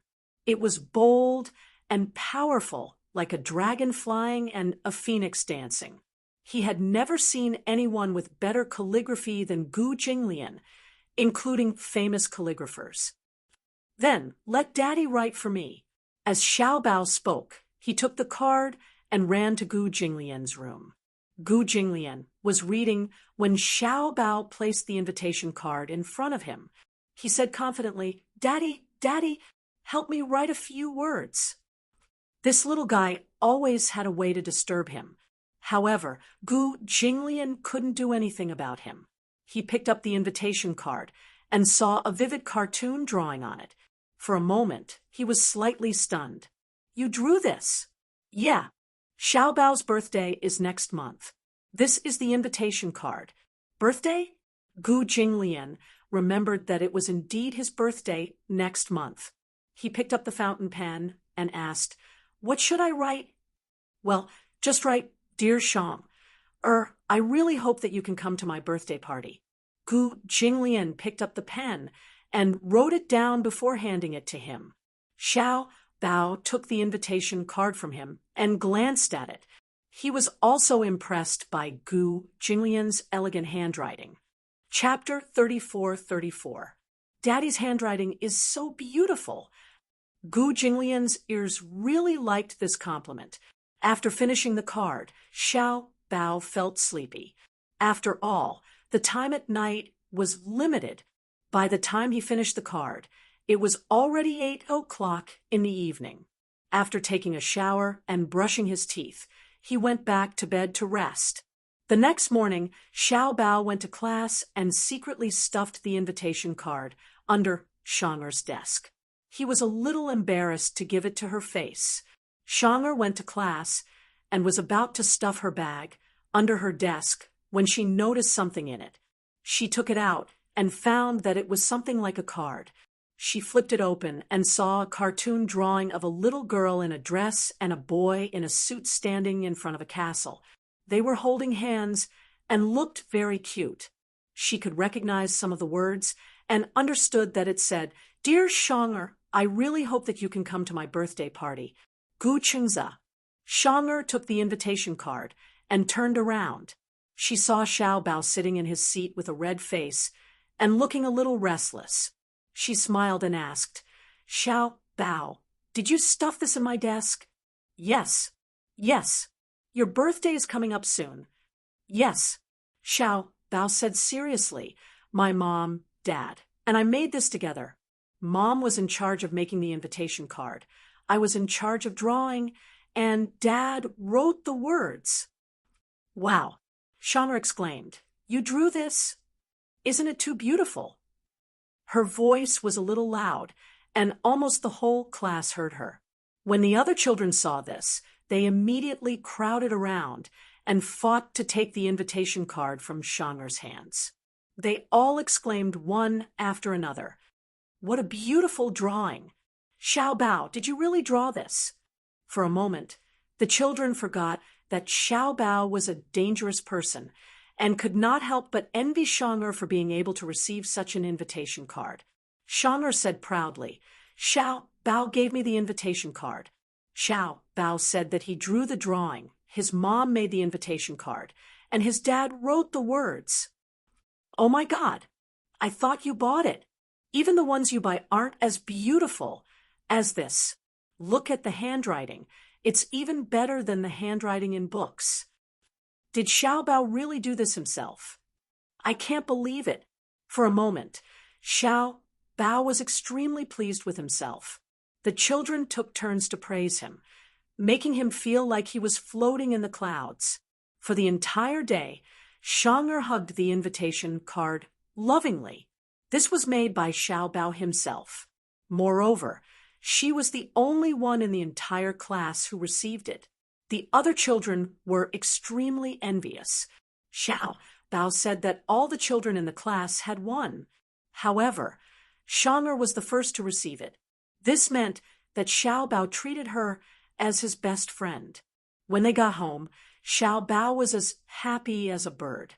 He talked to Chuho nonstop. "Mom, did you know? Gina really likes the invitation card I sent her.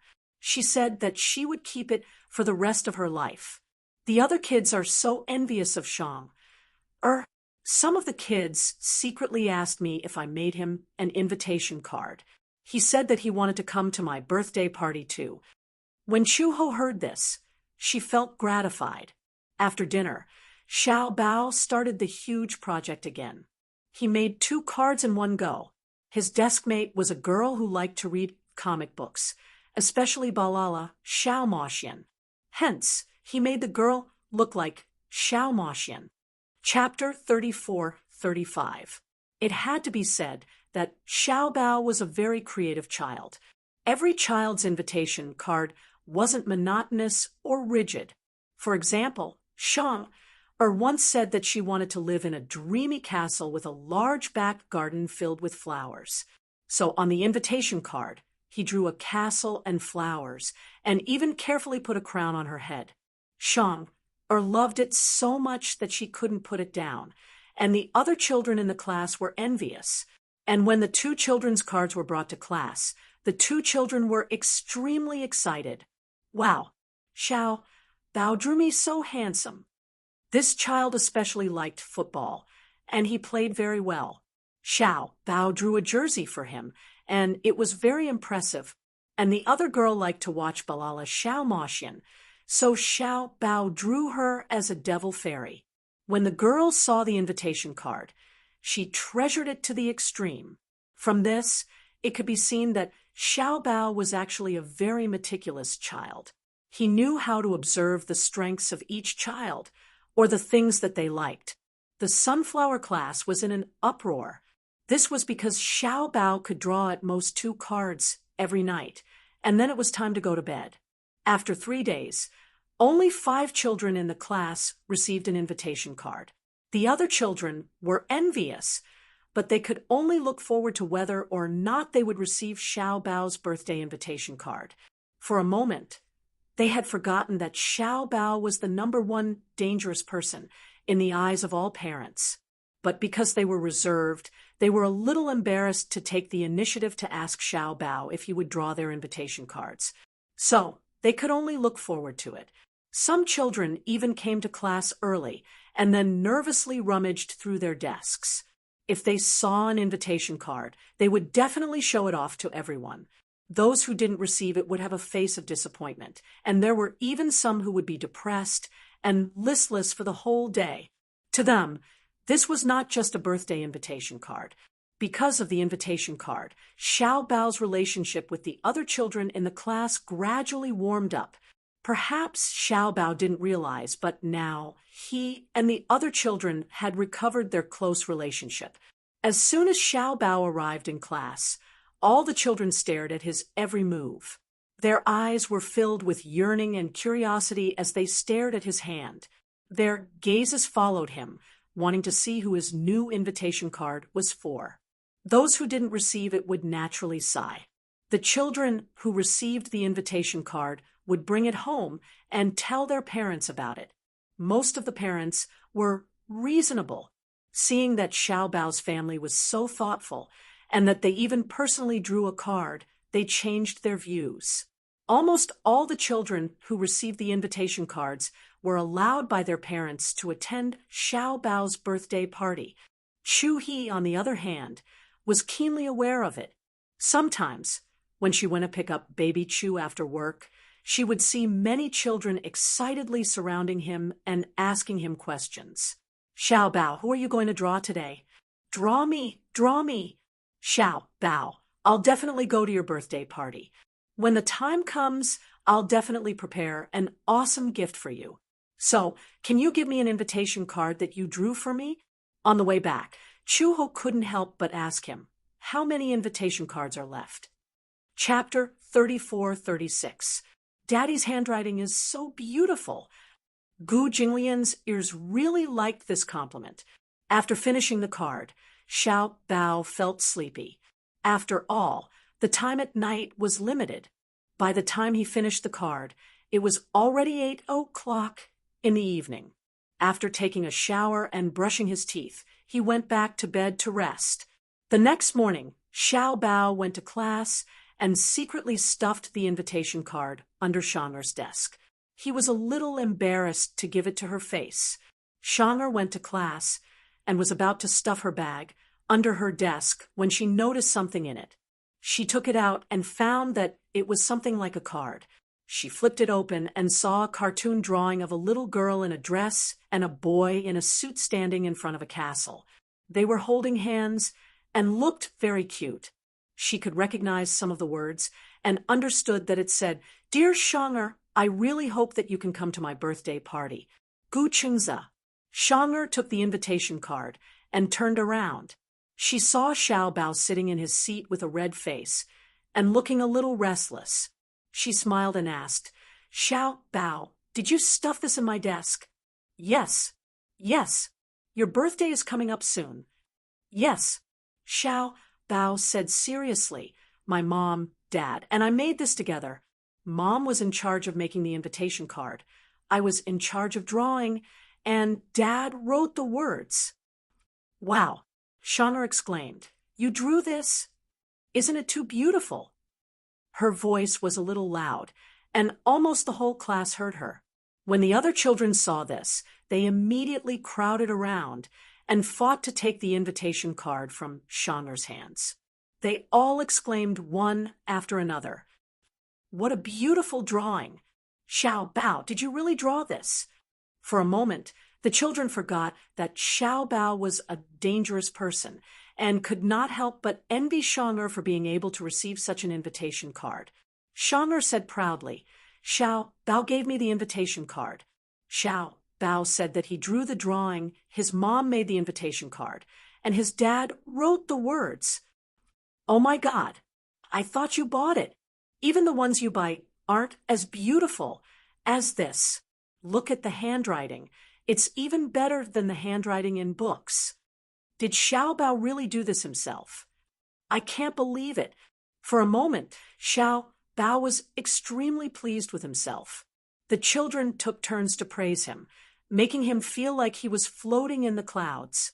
For the entire day, Shang'er hugged the invitation card lovingly. This was made by Xiao Bao himself. Moreover, she was the only one in the entire class who received it. The other children were extremely envious. Xiao Bao said that all the children in the class had won. However, Shang'er was the first to receive it. This meant that Xiao Bao treated her as his best friend. When they got home, Xiao Bao was as happy as a bird. He talked to Chuho nonstop. "Mom, did you know? Gina really likes the invitation card I sent her. She said that she would keep it for the rest of her life. The other kids are so envious of Shang. Some of the kids secretly asked me if I made him an invitation card. He said that he wanted to come to my birthday party too." When Chuho heard this, she felt gratified. After dinner, Xiao Bao started the huge project again. He made 2 cards in one go. His deskmate was a girl who liked to read comic books, especially Balala Xiaomoxian. Hence, he made the girl look like Xiaomoxian. Chapter 34-37. Oh, Chuho replied. Then she stood aside and kept quiet. She was too lazy to waste her breath on them. Since the captain had sent her to carry out the mission, she would just do as she was told. Before she knew it, it was already midnight. Singing and dancing, neon lights flashed. The nightlife of the bustling city seemed to have just begun. Neon Paradise was located on the same street as the bar. However, the facade was not big and was hidden in a corner. After midnight, seeing that it was almost time, the police officer in charge immediately waved his hand. A few of his subordinates pretended to be customers and entered the KTV one after another. When they walked into the KTV, they saw a big round table. As the KTV entered the midnight area, in order to attract more people, many girls in bathing suits stood on the dance floor and showed off their supplies. They danced provocatively to attract attention. "Vice Captain, we found the room, 4302. A colleague's low voice came from the earpiece. The vice captain turned around and glanced at the crowd. He said slowly, 4302, one of you go and check how many people are in the room. Chuho was about to walk out, but someone was faster than her. A tall and thin man stood out. "Vice Captain, I'm more familiar with the terrain here. I'll go and check the situation first." "Okay, go and see how many people are in the room." "Okay." That person left quickly. In less than 10 minutes, he came back and said, "There are about 10 people in the room. At the end of the corridor, the room with the loudest music is there." The doors of KTV rooms were often made of transparent glass. Through the glass, he saw 6 or 7 men inside, each holding a woman. They were smoking and swaying their bodies to the loud music. He saw a pile of cash on the table and a lot of cash scattered on the floor. It basically confirmed the fact that they were smoking and gambling. They seem to be almost done drinking. Some of them have lost consciousness and are standing there dancing. The vice captain stood up and ordered, "Arrest them." A few police officers immediately walked towards 4302. They couldn't wait to finish the mission and go home to sleep. He was too tired. He had worked all day and returned home at night. He had just eaten dinner and had not laid on the bed to rest when he received a call from the captain. Chu Ho remembered that every member of the anti-corruption team had signed a life and death agreement, the so-called life and death contract. The police station would list out a contract on which all kinds of accidents would be written. Therefore, when they joined the anti-mafia group, they all knew that this position was dangerous. Moreover, it was a thankless task. The bars in Beijing were the hardest hit areas. The few of them walked to the door of room 4302 one after another, 2 on the left and 2 on the right. They stood at the door, waiting for the right opportunity. Chuho finally lost his patience. If they continued to wait like this, how long would it take? It was just catching a few criminals. Was there a need to waste so much effort? She walked to the door, and before the police officers could react, they watched her raise her foot and kick the door open. The sudden loud noise frightened everyone in the room. This was especially true for the women. They were so frightened by this huge commotion that their faces turned